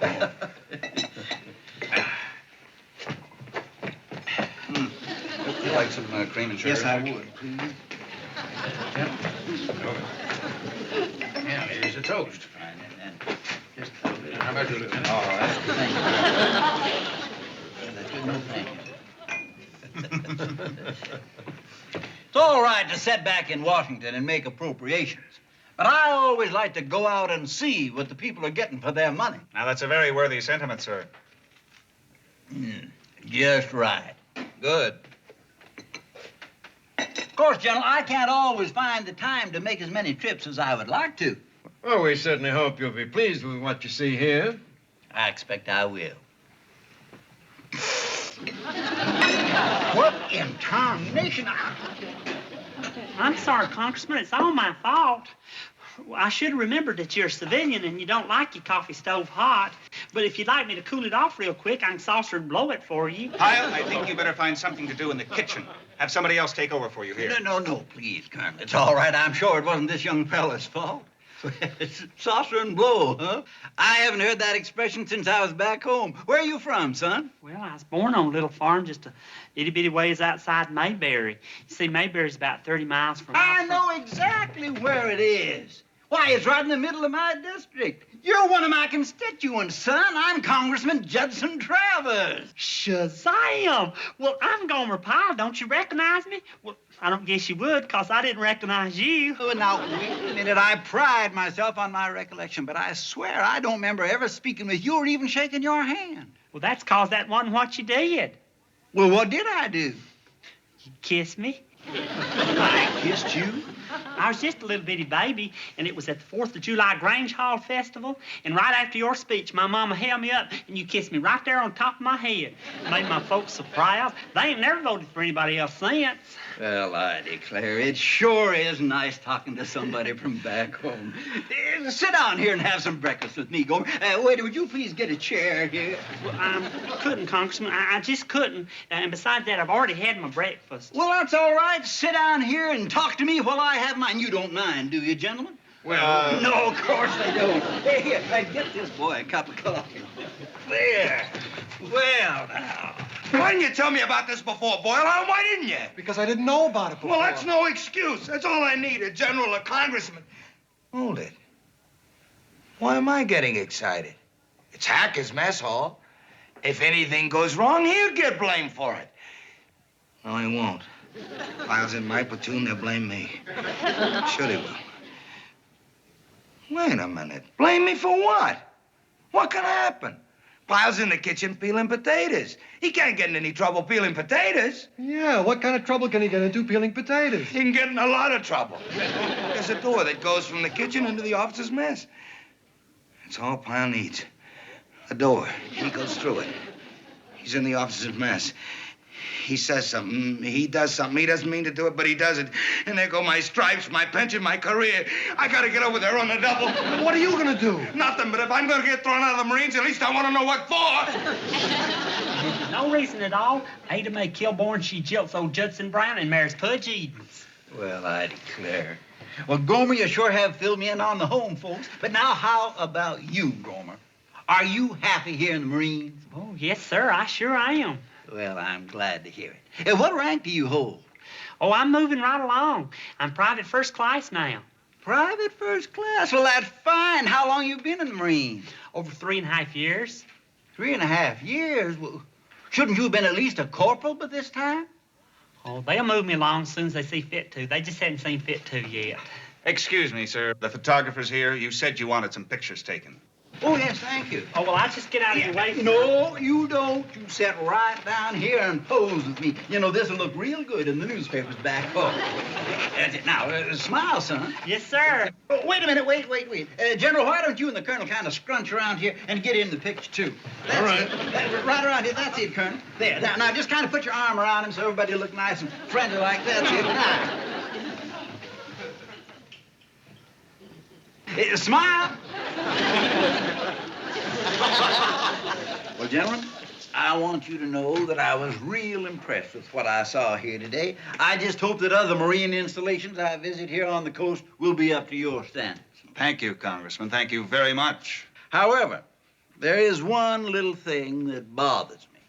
Now, it may be none of my business, and I certainly do not want to interfere. But I just can't figure out how an intelligent, likable, willing young man like Gomer Pyle hasn't been promoted to corporal yet.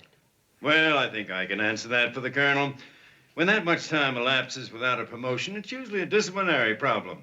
Overstaying his leave, failing to obey orders promptly, something of that nature. Isn't that so, Colonel? Yes, sir, but in Pyle's case, I can't recall any serious infractions. Oh, there has to be. I'm sure of it. If you had the time, Congressman, we could check Gomer Pyle's service record right now.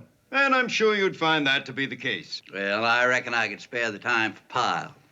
I like that boy. It's absolutely impeccable. There's not a mark against him. Why, I didn't have that good a record when I first enlisted in the Marines. I was sure his slate was clean, sir. Then how do you account for the fact that he hasn't been promoted? Yeah, I'm a bit curious myself. Colonel Gray, can you explain why a likable, intelligent, willing young man like Gomer Pyle hasn't been promoted to corporal yet? Captain Myers, can you explain why a likable and willing young man like Gomer Pyle hasn't been promoted to corporal yet? Lieutenant Burke, can you explain why a willing young man like Gomer Pyle hasn't been promoted to corporal yet? Sergeant Carter, can you explain why Gomer Pyle has not been promoted to corporal yet? Corporal? But, sir, I had to break my back just to make him private first class. Well, there goes your back again. But, Lieutenant, our corporal has to be able to take over the platoon in case of an emergency. He's got to be a leader, and that's one thing Pyle ain't. Sergeant, and I'd hate to call you that for the last time. Somebody up front wants Pyle advanced, and when somebody up front wants something, it's our job to do it. So do it. Yes, sir. Pyle is now your personal problem. All those sterling qualities of leadership you have, you will teach to Pyle. That shouldn't be difficult, should it?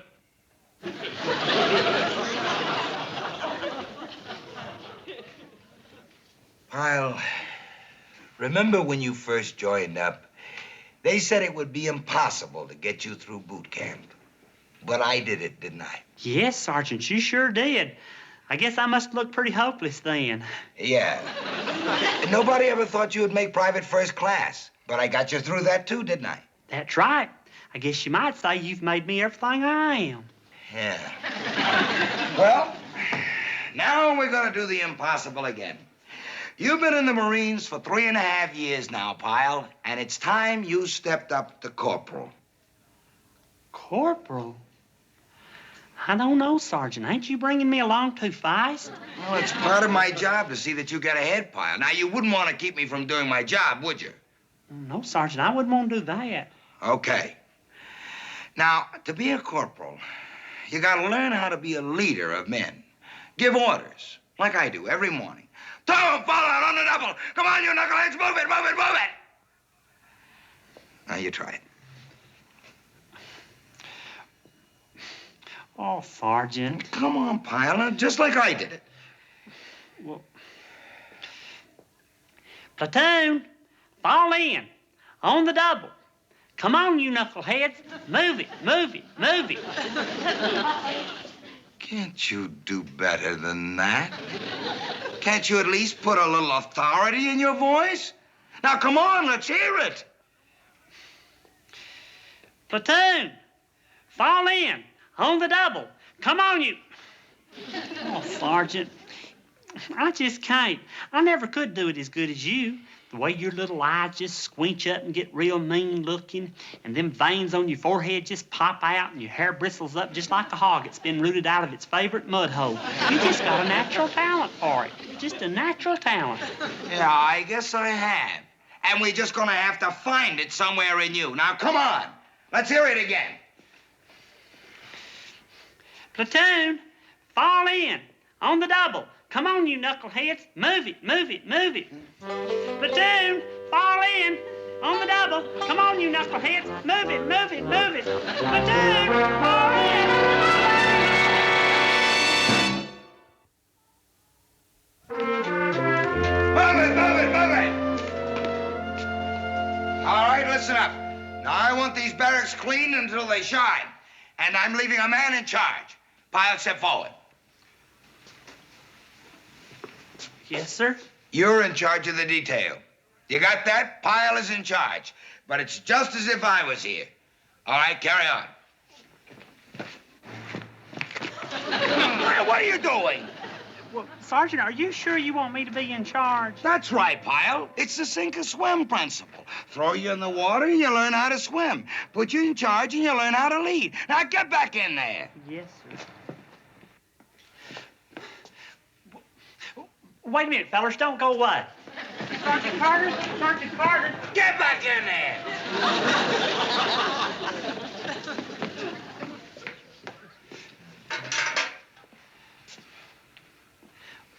Well, fellers, I guess I have to give you your assignments. Of course, if anybody'd like to volunteer for anything, it'd make it a whole lot easier. Well, fellas, then I guess I'll have to give you your orders. Buck, you don't mind doing the windows, do you? Thank you kindly. And Marvin, you do the woodwork, would you? And Charlie and Jack, if you don't mind, you all can take care of the sweeping. And Tony, you do the dusting. And Phil, well, I guess that leaves you with scrubbing the floors, okay? Well, now, is everybody... Buck, I think you'll find you get better results if you go straight up and down. And that way you don't miss any of the corners. Here, let me show you how I always do it. See? If you go straight up and down like that, you... Excuse me just a minute. Charlie, if you don't mind my saying so, I think you can do a whole lot better job if you take long strokes instead of short ones. Here, let me show you. This is the way I always do it. Now, some folks prefer going around in circles like this, and others prefer going up and down like this. Now, don't ask me to take sides. I like them both. All right. What's going on here? Oh, hey, Sergeant. I'm being a corporal. Okay, Pyle is gonna drill you. And you will obey his commands just as if I was giving them. Because I'm gonna be standing right here watching you. Okay, Pyle, take over. I said take over. Detail, tit, hut. Right shoulder, huh. 1, 2, 3, 4. Right face. Forward, huh. 2, 3. Hey, fellas. Oh, wait, I said turn right. Detail, hold. Left, haste. Dismiss. Sergeant, I'm sorry. I thought... Pyle, the men turned right. Well, no, Sergeant, and so did I. But you see, I always drill with them. I never have drilled facing them before. If you're facing them and you tell them to turn right, then you've got to turn left if you want to go the same way. If you tell them to turn left, then you've got to go right. That's how it works, isn't it, Sergeant? Yeah, Pyle, that's how it works. Well, looks like I've learned another thing about being a leader. If you want to do anything, you got to do it backwards. I have had it. I've had it up to here and 2 feet higher. Pyle, huh? It's always Pyle. He's the American chichi fly. This time I'm giving up on him. I'm throwing in the towel. That's it. If they want to take away my stripes, let them. Just let them. And they might, too. You know who's pushing Pyle for corporal? Colonel Gray himself. And you want to know why? Because that visiting congressman wants him promoted. Are you sure about that? Oh, I got it from a highly confidential and unimpeachable source. Scuttlebutt. And you know what else? They'll probably make Pyle a corporal anyway. Hey, that's going to be something to see. Gomer Pyle telling you what to do. Boy. All right. You can knock off the laughing while you still got teeth to laugh with. I'm going to take one more shot at it. Just one more shot. Pyle, I'm going to give you one more chance, and I'm warning you, you better not goof it up. Now, you're in charge. You got that? Yes, sir. I want you to handle this field exercise like it was the real thing. Now, here's the situation. Our platoon has been cut off. We're waiting to be evacuated by helicopter, but we don't know how long it'll be. We're surrounded. The snipers are firing at us from the grass, from the trees. Okay, Pyle, it's all yours. Yes, sir. Sergeant? Pyle, they're firing at us! Mr. Dirt, man! Well, that was the right move. Now what do you do? Well, you said we're surrounded. That's right. And there's snipers firing at us from the grass and the trees? Yeah? Well, you better take over, because we're in a peck of trouble. Pyle! You said you wanted it handled like the real thing. And you know right well, Sergeant, if you're here, you're in charge. I'm out of action. That's it. I'm wounded. I'm out of action. You are in charge. All right. Pyle, will you get with it? Disperse them. Somebody lobs in a grenade and pow, there goes the whole platoon. Spread them out. Golly, you're right. Fellers, I'm sorry, but you're going to have to spread out. And keep low. There's a sniper up there. I remembered that time, didn't I, Sergeant? Sure. And how about covering fire? You see that rise up there? You better get a man up there. Well, there could be a sniper up there. It could be dangerous, couldn't it? Yeah? Well, I just couldn't pick a man to do that, Sergeant. I just couldn't. Give the order. Well, at least let me ask for a volunteer. Okay. All right, I volunteer. That's it. Everybody up. The exercise is over. Come on, let's move out. This is it, Pyle. The end of the road. Okay, let him take my stripes away. I've had it with you. I don't care how hard that congressman friend of yours is pushing you for promotion. You're hopeless, Pyle, hopeless.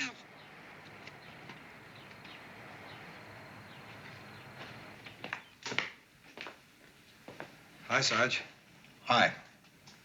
I know this isn't going to make you feel any better, but that congressman is back on the base. I just saw him. Sure. He's come back to check on his pet Marine, his old hometown buddy. I also saw Pyle. He cornered the congressman in front of the colonel's office, and they went in together. Well, this is it, Boyle. The kiss of death. Pyle will tell him everything and really put the knock on me. Oh, now, wait a minute. Sarge, aren't you jumping? Uh-huh. Company B, Sergeant Carter. Yes, sir. Right away, sir. What did I tell you? There was a colonel. He wants to see me on the double. Well, I'll tell you something. I'm going to defend myself. I'm going to tell him the facts of life. That even though a Marine sergeant's supposed to do the impossible, when it comes to Pyle, doing the impossible is impossible. Sergeant Carter reporting his order, sir. At ease, Sergeant. Sir, do you mind if I say something first? Not at all. Go ahead. Well, sir, I've been in the Marines a long time. To be exact, it's going on 15 years now. And all the time I've been in, I've done everything that's been asked of me. When I finally got these stripes, it was the proudest day of my life. And I think I can honestly say I've earned every one of them. You certainly have, Sergeant. You certainly have. Sir? Sergeant, I'd like you to meet Congressman Travers. Sergeant, I'm real pleased to know you. Well, thank you, sir. You know, Sergeant, Colonel Gray and Gomer here have been doing a real song and dance about you. They really think you are something. They do? I was just telling the congressman here how hard you tried to make a leader out of me. Nobody in the world could have done any better. But like Grandma Pyle always says, no matter how good you are, you can't get an egg from a rooster. So I'll keep doing my best, Sergeant, because if you want me to be a corporal, I'll keep trying and trying till I get to be one, because I want you to be proud of me. Well, I'm sure you'll be a credit to the Corps, Pyle. Well, thank you, Sergeant. Thank you, thank you, thank you. I hope someday I can prove worthy of your faith in me. I know you'll do just fine, son. You know, Sergeant, you two have a wonderful rapport. Almost like a father and son. Well, that's part of my job, sir, to look after him. Colonel Gray, this time I'm really going to ask you to do me a little favor. Now, if it's at all possible and doesn't interfere with anything, will you please try and keep Gomer here in Sergeant Carter's platoon? They are so right for each other. I'll do my best to see that they stay together, sir. And I'll do my best, sir.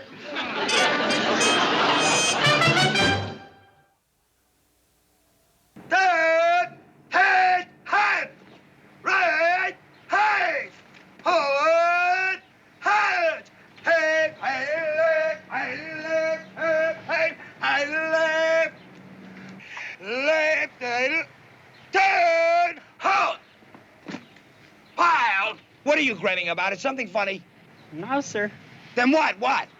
Well, I just feel good is all. I feel good that you're giving the orders and I'm just following them. Yeah? Well, you ain't gonna feel so good if you don't wipe that stupid grin off your face. When you are marching, you will keep your eyes straight ahead, and your mouth will not be stretched out in anything resembling a grin.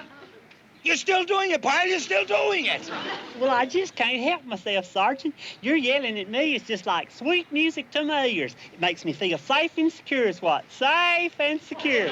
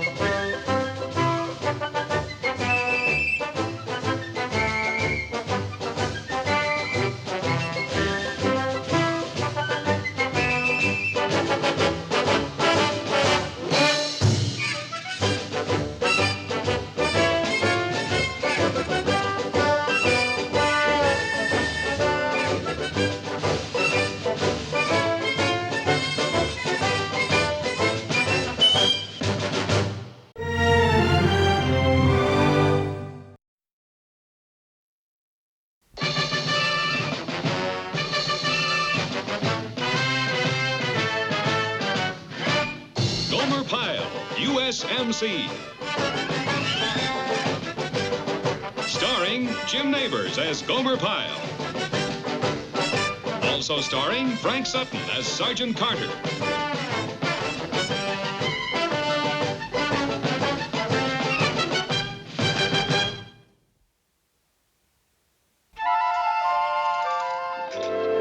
Hey, Larry, pass me another straw. Sure. Must be the way I suck in or something. It never fails, but they flatten out on me. Hey, there's Sergeant Carter. I had a feeling he's going to be here tonight. I just had a feeling. Excuse me, I'm going to go talk to him.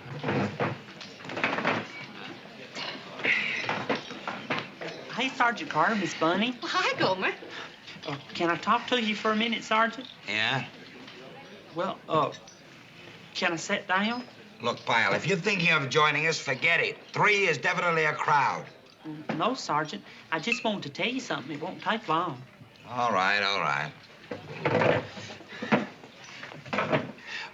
Well, you might think what I'm going to tell you silly, real silly. If it's coming out of your mouth, I'm sure I will. Just promise me one thing, Sergeant. Promise me you won't get upset. Pyle, will you get to the point?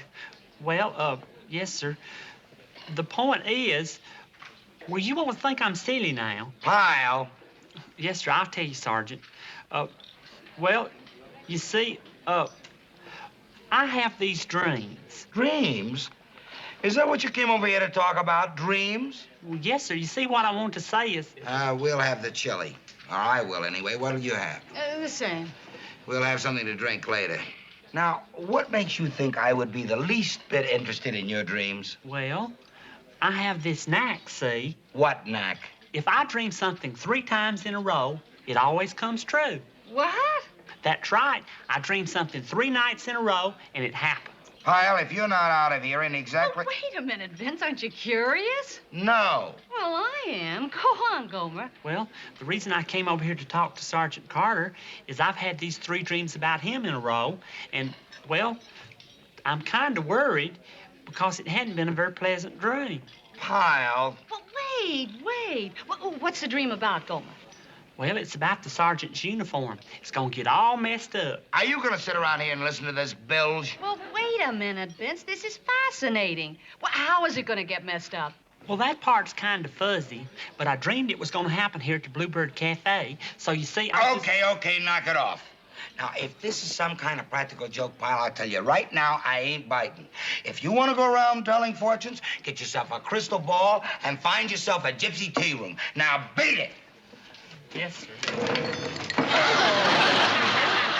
You see, Sergeant? Just like I said it would. Of course, I didn't dream about the chili, but I did dream your uniform would get messed up. Dreamed it? You caused it. You're not a psychic. You're a clumsy idiot. But I did dream it, Sergeant.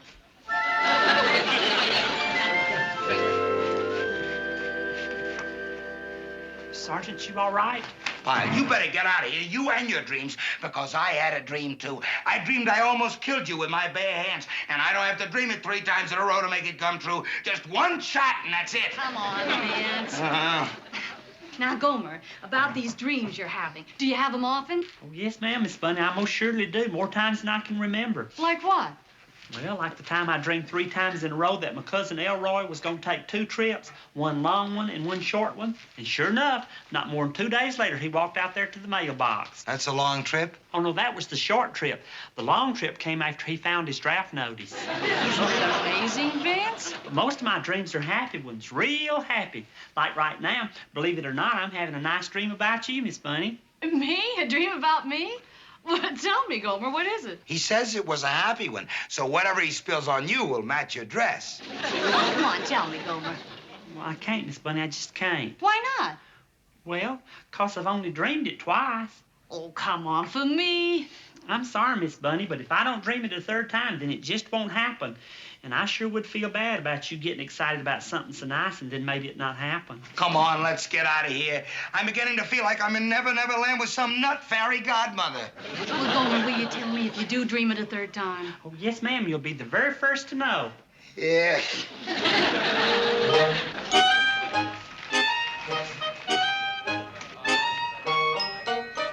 You know, Vince, it's really sweet of of you to give up your Saturday afternoon and go shopping with me like this. It's not every guy who'd do that for a girl.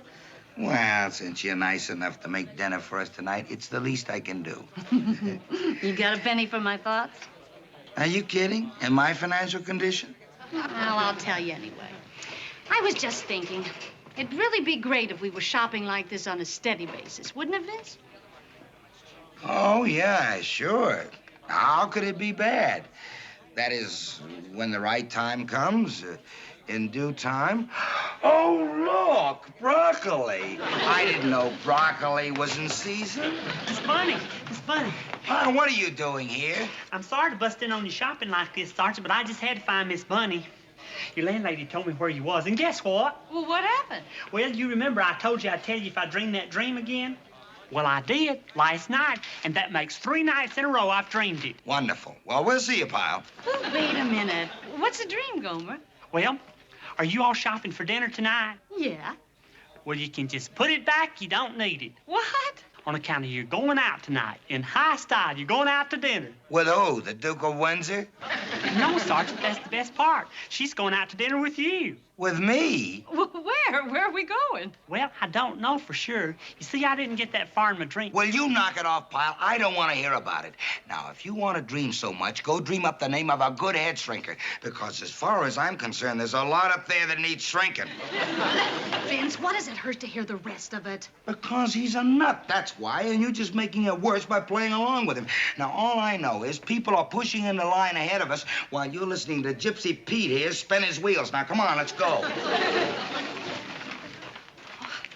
Is this your cart, ma'am? Yes, it is. Well, congratulations. You're our 1 millionth customer. Congratulations, miss. As president of Foodorama Markets Incorporated, I hereby declare you our 1 millionth customer and winner of $100 worth of free groceries. Oh, Vince!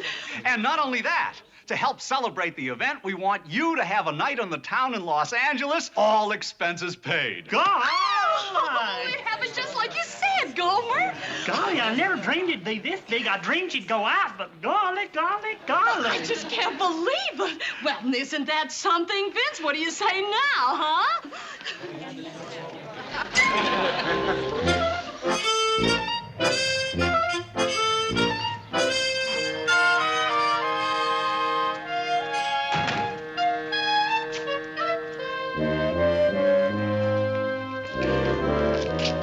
That's it, Sergeant. That's the limousine's gonna take you and Miss Bunny out to dinner tonight with chauffeur and everything.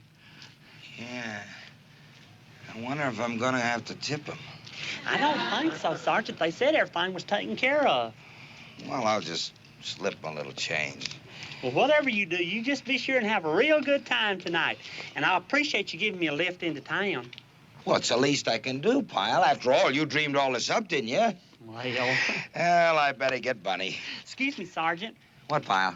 Do you mind if I hang around? Huh? What for? Well, I'd like to watch you and Miss Bunny drive away. It's like Prince Charming and Cinderella going to the ball in their pumpkin coach. You read a lot, don't you, pal? Okay, suit yourself. Hey, Bunny! What are you doing? Our limousine is waiting. Help me call her, pal. Miss Bunny, our limousine is here. Chauffeur limousine Our limousine here. with the chauffeur.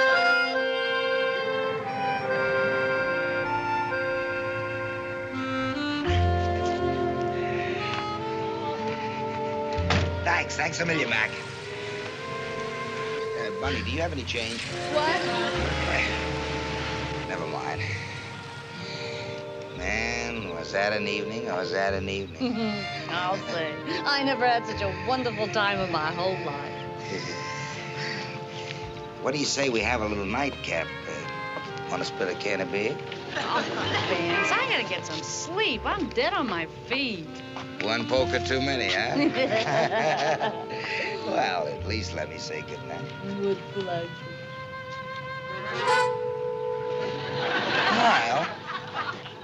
Kyle, what are you doing here? Oh, hey, Sergeant. I missed the last bus back to the base, and I thought I'd just wait here for you. I sure hope you don't mind. Did y'all have a nice time? Oh, I'll say. didn't we, Vince? Yeah, we had a ball. Oh, excuse me. I must have really dozed off there. And I just remembered the dream I had. Oh, yeah? Did you dream again, Gomer? What did you dream? I'm afraid to say, Miss Bunny. Why? Well, as pretty as you look right now, it wasn't half as pretty as you looked in my dream. Gomer, you dreamed about me again? Well, I can't tell you about what, since I've only dreamed it 2 times in a row. Oh, come on. Just give me one little hint. Well, you really want to hear it, even though I ain't for sure? Go on, Pyle. Tell her, tell her. Well, all right. I just dreamed that you proposed marriage to Miss Bunny. You didn't. Uh-huh. Did you dream when, Gomer? Soon, real soon, Miss Bunny. Well, isn't that the cutest dream you've ever heard? Now all I gotta do is dream it one more night in a row, and that's it. You'll be Mr. and Miss Vince Carter for sure. Best wishes, Sergeant. Best wishes.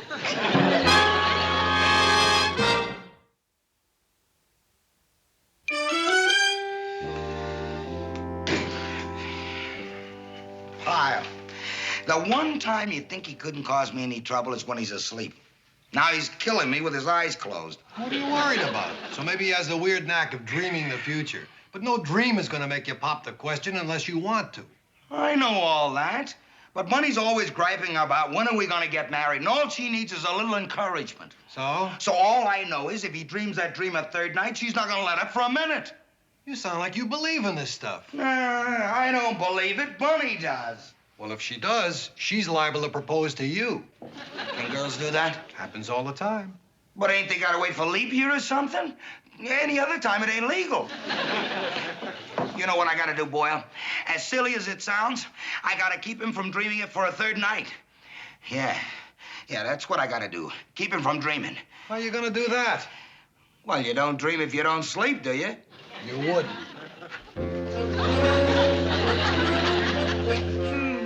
Tell already the kind of night this is gonna be. I'm gonna be asleep before my head hits that pillar.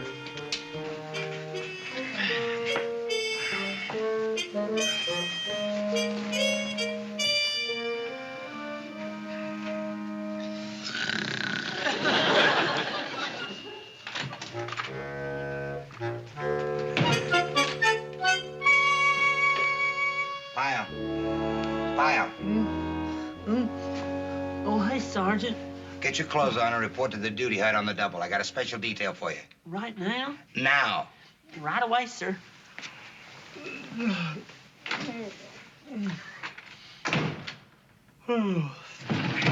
Okay, Pyle, I want you to start... Pyle! I want you to start putting these in alphabetical order. You got that? Yes, sir.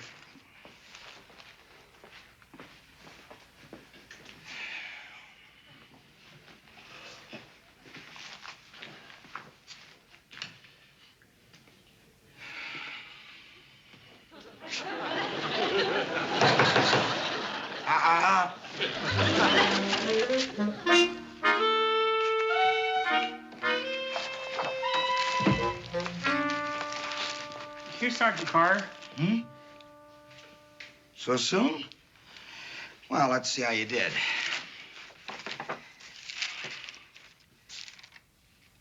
Oh, no.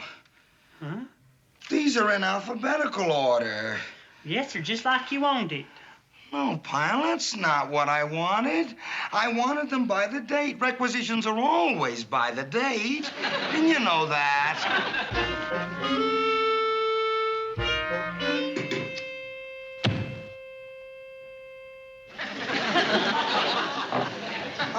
Pyle. Huh? You're not going to sleep on the job, are you, boy? Oh, no, Sergeant. I finished the last of them. Oh, well, let's see. By the date, just like you wanted them. Uh-huh. Yeah. Well, nice work, Pyle. Thank you, Sergeant. Yep, so much for part one. Part one? Well, that's right. We still got to get to the personnel records. Pyle! Personnel records.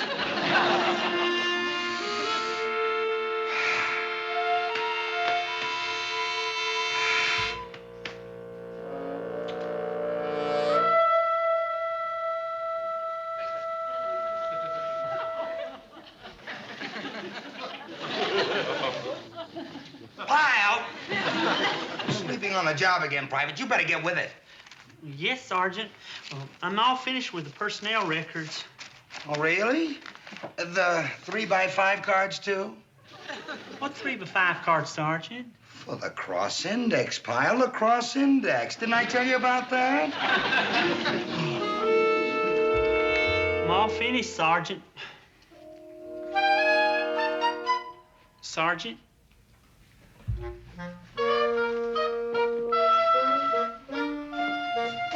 Sergeant Carter?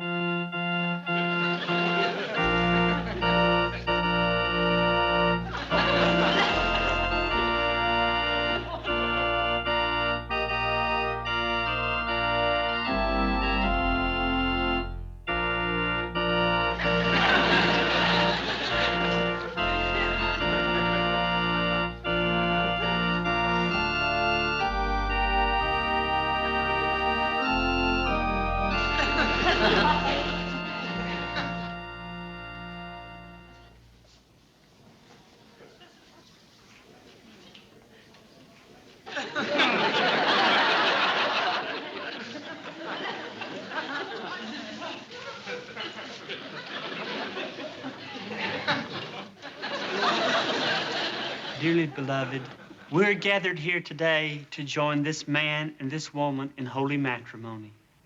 Do you, Miss Bunny, take this man to be your lawfully wedded husband? I do. And do you, Sergeant Carter, take this woman to be your lawfully wedded wife? I do. The ring?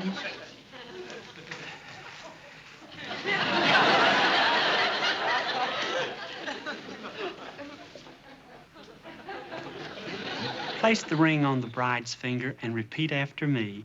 With this ring, I thee wed. With this ring, I thee wed.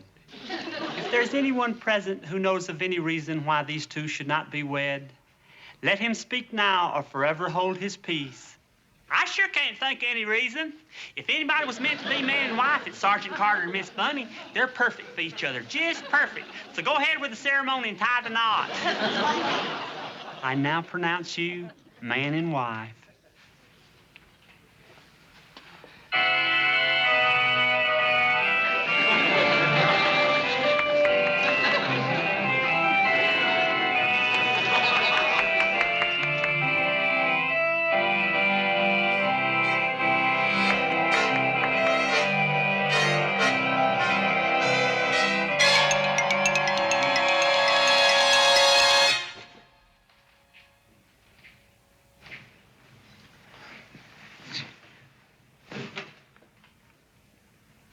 Sergeant Carter? Sergeant Carter? Pyle, since when do you come running in here like some kind of wild elephant, huh? Now you get out of here and come in right. I'm sorry, Corporal, but I just had to see the sergeant right away. I've got good news for him. Well, your two ladies gone. On Sunday morning, before breakfast, where to? Look, Pyle, don't be so nosy. It's real important, Corporal, just real important. Where did he go? Well, I heard him talk to his girlfriend Bunny on the phone. I suppose that's where he went. Then I better get over there and tell him both. Huh? He's gonna do it. He's gonna do it. Well, I figured with Pyle dreaming it and me dreaming it right on top of him, it could only mean one thing. The handwriting's on the wall. Uh-huh. So? So I get the message. I know when I'm licked. So? So I'm through fighting. It's inevitable we're going to get married, so we might as well get married right now. Vince, is this a proposal? What do you think it is, for crying out loud? Well, if it is, then no thank you. We'll go down to City Hall and... What did you say? I said no thank you. Oh, that's great. Ever since we've been going together, you've been trying to drag me down the aisle. Now that I'm ready to be dragged, you suddenly let go of the rope. What's with you? Look, Vince, nobody should be dragged to the altar. Both parties should walk on their own 2 feet. When you're ready, I mean really ready, you'll know. And then you'll be happy to walk down the aisle. It won't be a march to the gallows. Well, gee, I didn't mean for it to sound that way. Oh, I know you didn't, Vince, but... Who is it? Surprise, surprise, surprise. I just had to be the first one to congratulate you two. Something old, something new, something borrowed. If you'll excuse me, something blue. Well, Gomer.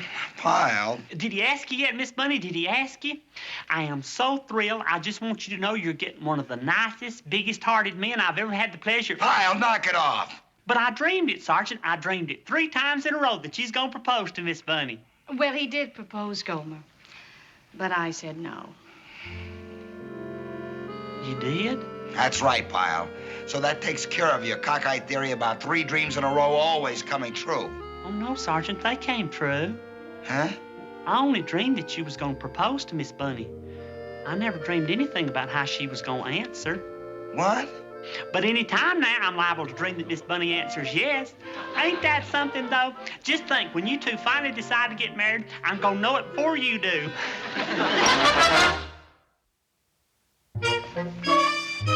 Hey, Miss Bunny. Hi, Gomer. Golly, are you in for a big surprise? Surprise for me? Just you wait, Miss Bunny. You're gonna get the nicest present ever. Gomer, have you been dreaming again? Okay, Pyle, let's keep the aisles free. Hey, Sergeant Carter. Hi, baby doll. I'm sorry I'm late, but here, let my deeds speak for themselves. Vince, for me? Who else? Shazam, you see, Miss Bunny? It's just a little token to commemorate our new relationship, that's all. Oh, Vince, you're crazy. You shouldn't have. Yeah, I know, but that's me. They say good things come in small packages. Well... Gomer, you did it again. He did what again? Well, Gomer dreamed I was going to get a beautiful present tonight, right, Gomer? Oh, no, I didn't dream it, Miss Bunny. I saw it. Saw it? Ain't that right, Sergeant? Next door, not 10 minutes ago, Larry and me stopped off to get some pencil leads, and there you were shopping for Miss Bunny at the 5 and Dime. The 5 and Dime? Actually, I hadn't been having any dreams lately. Not a single one. Been sleeping like a log. The 5 and Dime? Go ahead and open it up, Miss Bunny.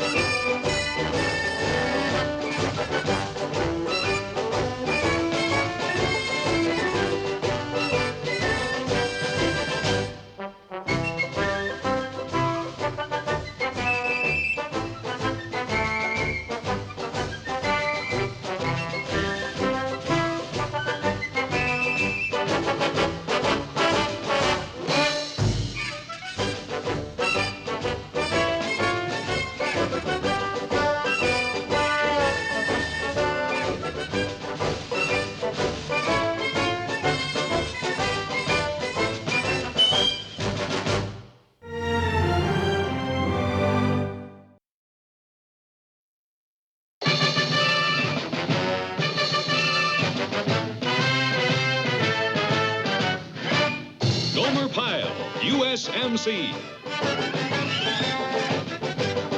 Starring Jim Neighbors as Gomer Pyle. Also starring Frank Sutton as Sergeant Carter.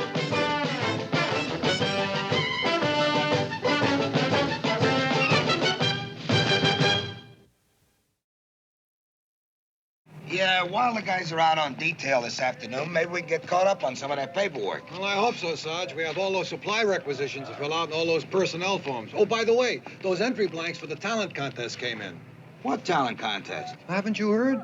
They're looking for Marine talent to appear in the annual Navy Relief Show in Washington, D.C. Yeah? Yeah. They're picking one guy from each base to do something there, like sing or play an instrument. No fooling. That really ought to be something. Yeah. What do you want me to do with those entry blanks? Throw them away. Right. That's right. We got more important things to do. Besides, who's got any talent in our platoon? You never know, Sarge. Well, I know. Hey, Vince. What do you say, pal? Hiya, Boyle. Oh, Hacker. What are you doing out of the mess hall? Another fire start in the kitchen? You're funny, Carter. You know, with your sense of humor, you ought to be in the talent contest. I bet you would have done pretty well, too. Except we already know who the winner is, so you don't have to bother. Have I piqued your curiosity? Not particularly. Good. Then I'll introduce you. This is Private Brian Jones. He's a new replacement. Nice to meet you, Sergeant. Corporal? Yeah, Jones here is going to be representing our platoon in the talent contest. That is, he'll be representing our base in the talent contest. So? So? Aren't you going to ask what he does? Tell him what you do, Jones. Well, actually, I do a little singing. Yeah. That's what he does, a little singing. Lay a little on him. Out here, sir? Yeah, go ahead. La! That's enough. Save the rest for the audition. And Washington. Hey, Hacker. Yes? I don't get it. Why are you making such a big deal out of a talent contest? Well, someone from our base is going to be sent to Washington. So I thought how nice it would be if that someone just happened to be from my platoon. And how did you just happen to come up with Jones here? Well, I needed a replacement for the mess hall, so I went over to the replacement pool, conducted a few interviews, and when I found out that Jones here was a graduate of a conservatory of music, I knew he was just right for my kitchen. See you, Vince. Big deal. Talent contest, Washington, D.C. Boy, some guys.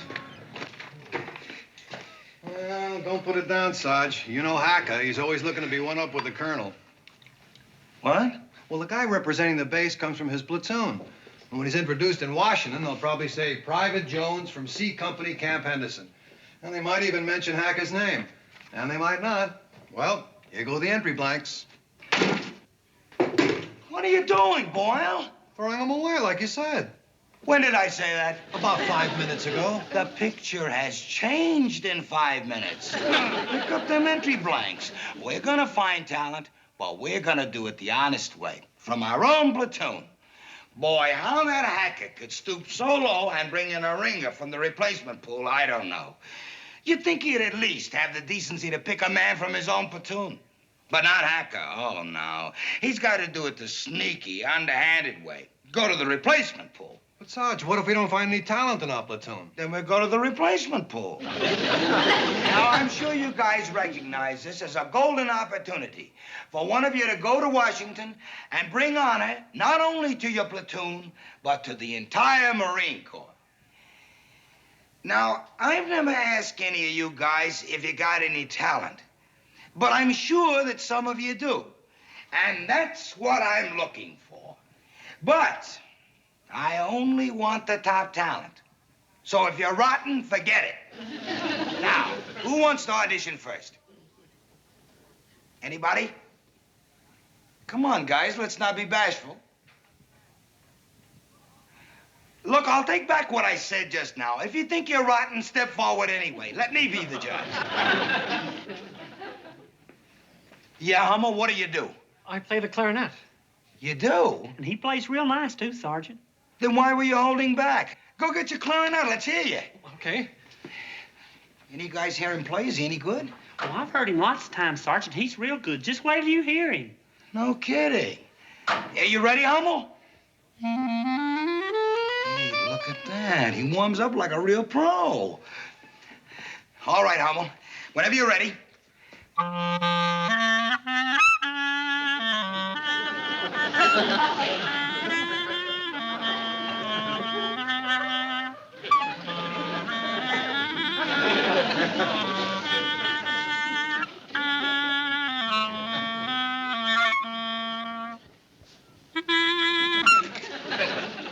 You got a lot of nerve, Hummel. No talent, but a lot of nerve. And you too, Pyle. It takes a lot of guts to recommend somebody like that. Okay. Replacement pool? Wait a minute. Okay, anyone else? Come on, you guys. What does he do? Nothing. Bronsky, front and center. All right, Bronsky, what do you do? I tap dance. Tap dance? Are you sure? Yeah, tap dancing. That's always a crowd pleaser. That's even better than singing. All right, move the table, move the table. A tap dancer, huh? All right, stand back, fellas. Give him plenty of room. Okay, Bronsky, you're on. Da-da-da-da-da-da.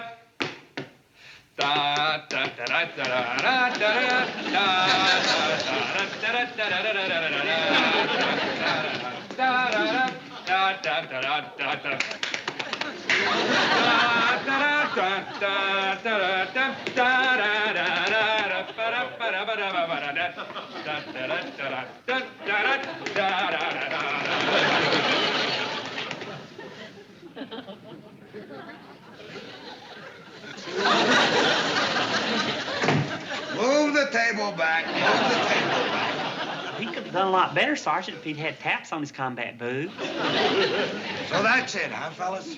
That's the talent? If you don't mind my saying so, Sergeant, there's one man in this platoon who has real talent, and he hasn't even been suggested. Yeah, who's that? Pyle? Come on, let's go to the replacement pool. Wait, Sarge, you've heard him. He's not bad. Well, are you out of your mind? Pyle in a contest to go to Washington? Sarge, he sings good. Listen to him. Okay. All right, Pyle, let's hear you. Sergeant, I'm not good enough for a contest. I know, Pyle, but let's hear you anyway. But, Sergeant, I'm not a professional singer. I could never get up on that stage in front of people. Sing, Pyle. But, Sergeant, I just... Pyle singing, that's an order. Just a twilight when the lights are low and the flickering shadows softly come and go. Still the heart be weary, sad the day but long. Still to us at twilight comes love's old song. Comes love's oh sweet song.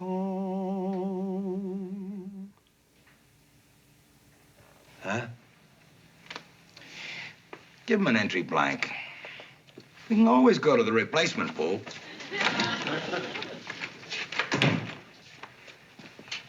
Qual più il malvento, la la la la la la, e di pensiero, la la la la la la, qual più il malvento, miuta l'accento, e di pensiero, e di pensiero,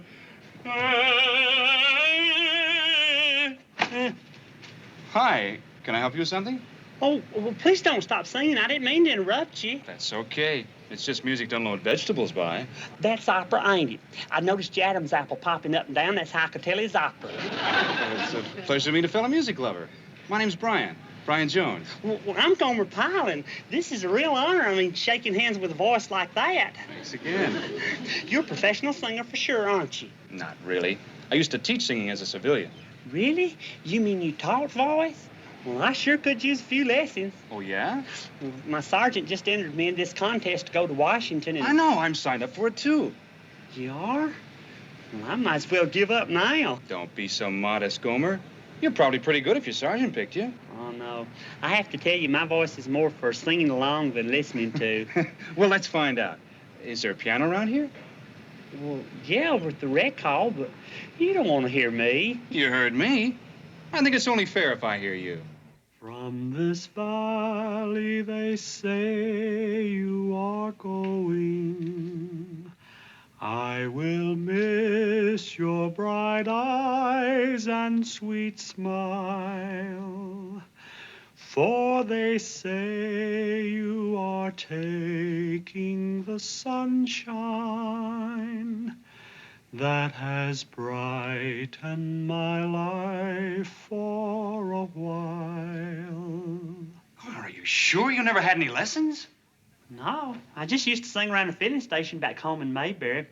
Really could get some good sounds from down there in the grease pit. You're like a musician who can't read music, but who plays great. And you've got a lot more lung power than you think. I do?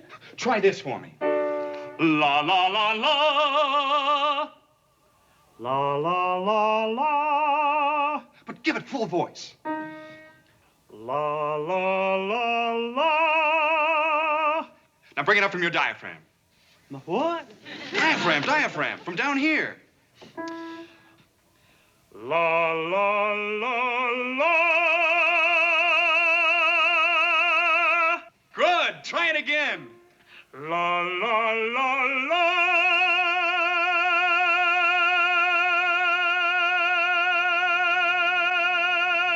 Golly! You still can't believe that's coming out of you, Gomer? Well, you got the pipes. Now it's just a matter of how to use them. Well, I sure am grateful to you, Brian, but ain't it strange? Here we are rivals in the same contest, and you're helping me. Like I told you, teaching's my business. Full diaphragm.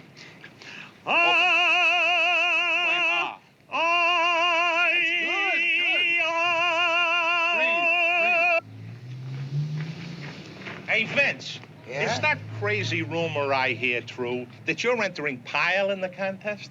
What about it? Oh, nothing. I just feel bad about it, that's all. Huh? Well, you know when you and I usually compete in something, we give each other a good fight. We make it interesting, you know what I mean. A-E-I-O-U.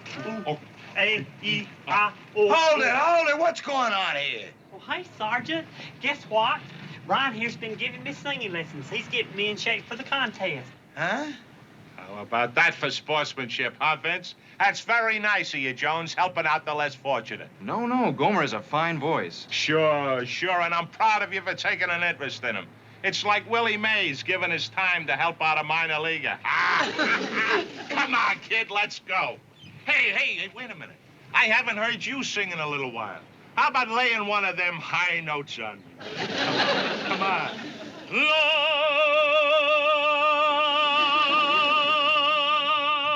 Boy, he sure has a golden voice, don't he? And ain't it nice of him to help me out like this? Yeah. Look, if you see Corporal Boyle, tell him I'll be right back. Where you going, Sergeant? To the replacement pool. He'll understand.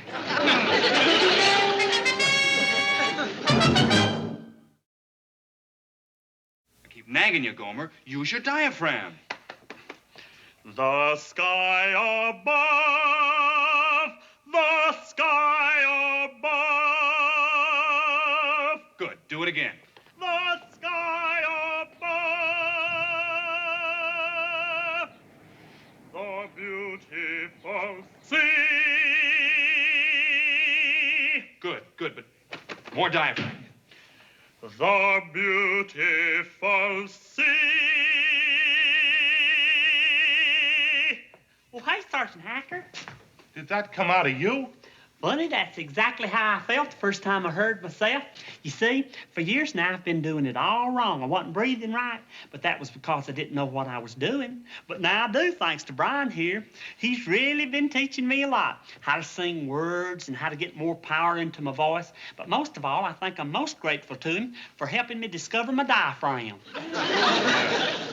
Jones? Yes, Sergeant.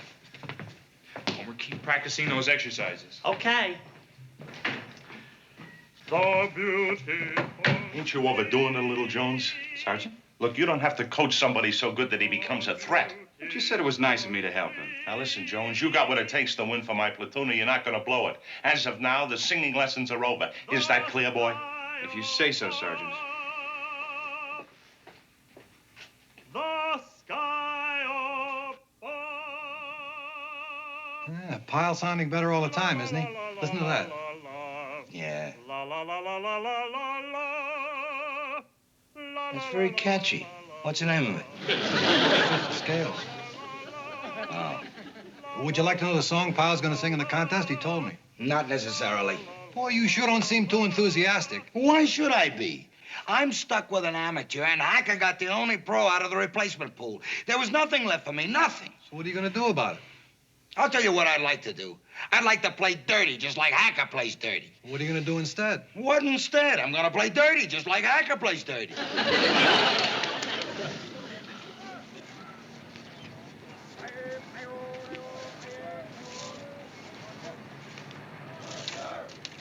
Jones! Sergeant. Are you supposed to be policing this area? Yes, Sergeant. Then how come you missed that? I don't know. I thought I picked up everything. Well, thinking ain't good enough. Do it. When policing an area, you will not overlook a single scrap of paper. Not one scrap of paper. Yes, Sergeant. Yes, Sergeant, what? When policing an area, I will not overlook one scrap of paper. I can't hear you. When policing an area, I will not overlook one scrap of paper. I still can't hear you. You will repeat it again and again until I do. When policing an area, I will not overlook one scrap of paper. When policing an area, I will not overlook one scrap of paper. When policing an area, I will not overlook one scrap of paper. When police... I'm straining my voice. Strain. What's going on here? Jones, what's all the hollering? I can hear you clear over in the mess hall. Sergeant Carter was giving me some orders. He don't speak up, Hacker. I was just getting him to speak up so I can hear him.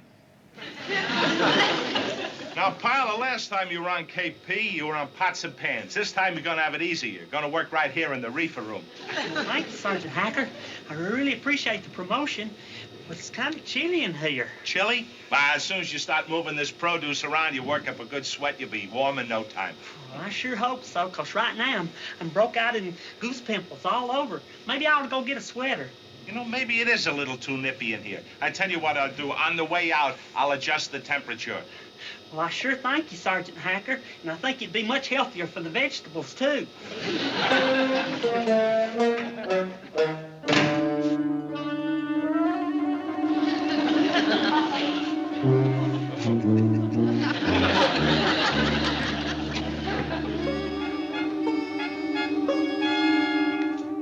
Pyle? Pyle? Where in the heck?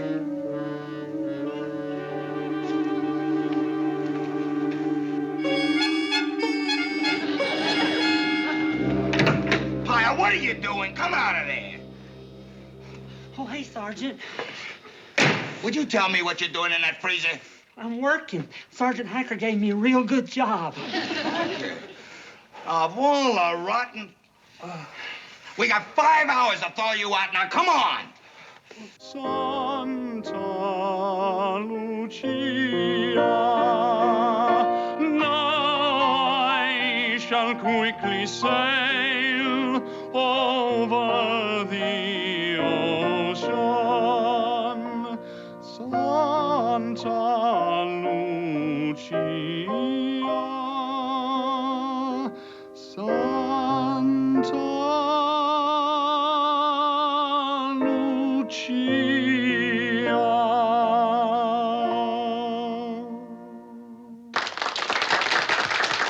What do you think you're doing? He's your competition. That was beautiful, Private Jones. A fine job. Thank you, sir. That was just thrilling, Brian. It just sent shivers up and down my spine. Thanks, Gomer. Yeah, great. They'll love you in Washington. The next contestant is from Company B, Private Gomer Pyle. Just do the best you can, Pyle. Maybe you'll get a consolation prize. They'll send you to Pasadena. I'll do my best, Sergeant.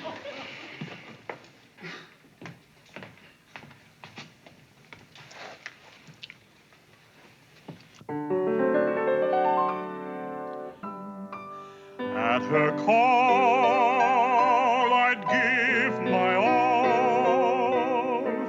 all my life and all my love enduring. This would be a magic world to me if she were mine.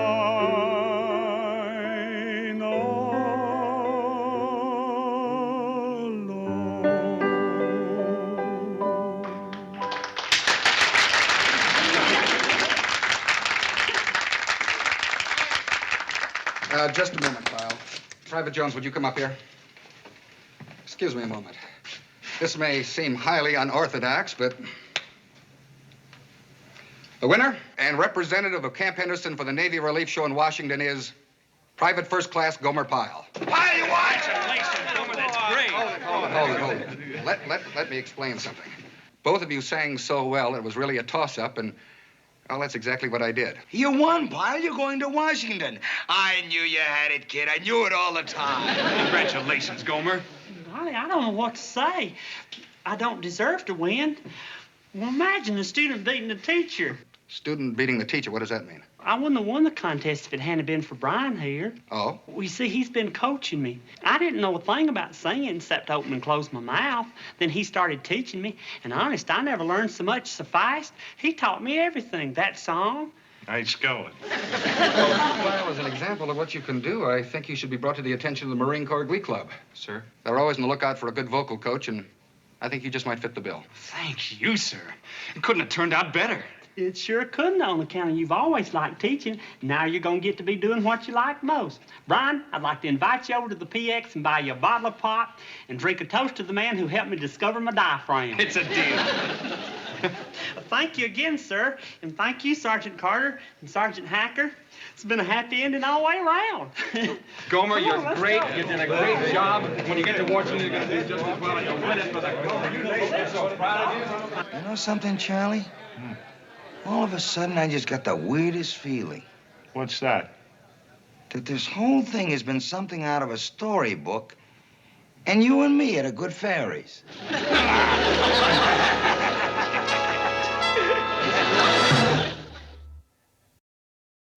You notice how I played it, Boyle? I played it real cool. I never said he was good, and I never said he was bad. Well, that's true, Sarge. You see, if I said he was bad, he would have got discouraged. If I said he was good, he would have got cocky. So I played it neutral, and it worked. Right, Sarge. Yeah. Everything fell into place for us just right. And the best part is, Pyle will be in Washington out of my hair for 3 whole weeks. 21 solid days of peace and quiet. Good luck, good luck, good luck, good luck. What is it, Pyle? Your plane's leaving early? Better than that, Sergeant. I was just over talking to Colonel Gray, and I told him how you picked me for the contest. Well, I believed in you. I know, Sergeant. And since you've been such an inspiration to me so far, I got to thinking, wouldn't it be wonderful if you could go back to Washington with me and be by my side for the show? Well, that would be nice, but I just couldn't get away, Pyle. Well, I told Colonel Gray about it, and he thought it was a real good idea. So he's assigned you to go back to Washington with me. And I've already got the whole 3 weeks planned. We'll see all the sites together, the Washington Monument, the Lincoln Memorial, the Library of Congress. Just you and me, Sergeant, having the time of our lives.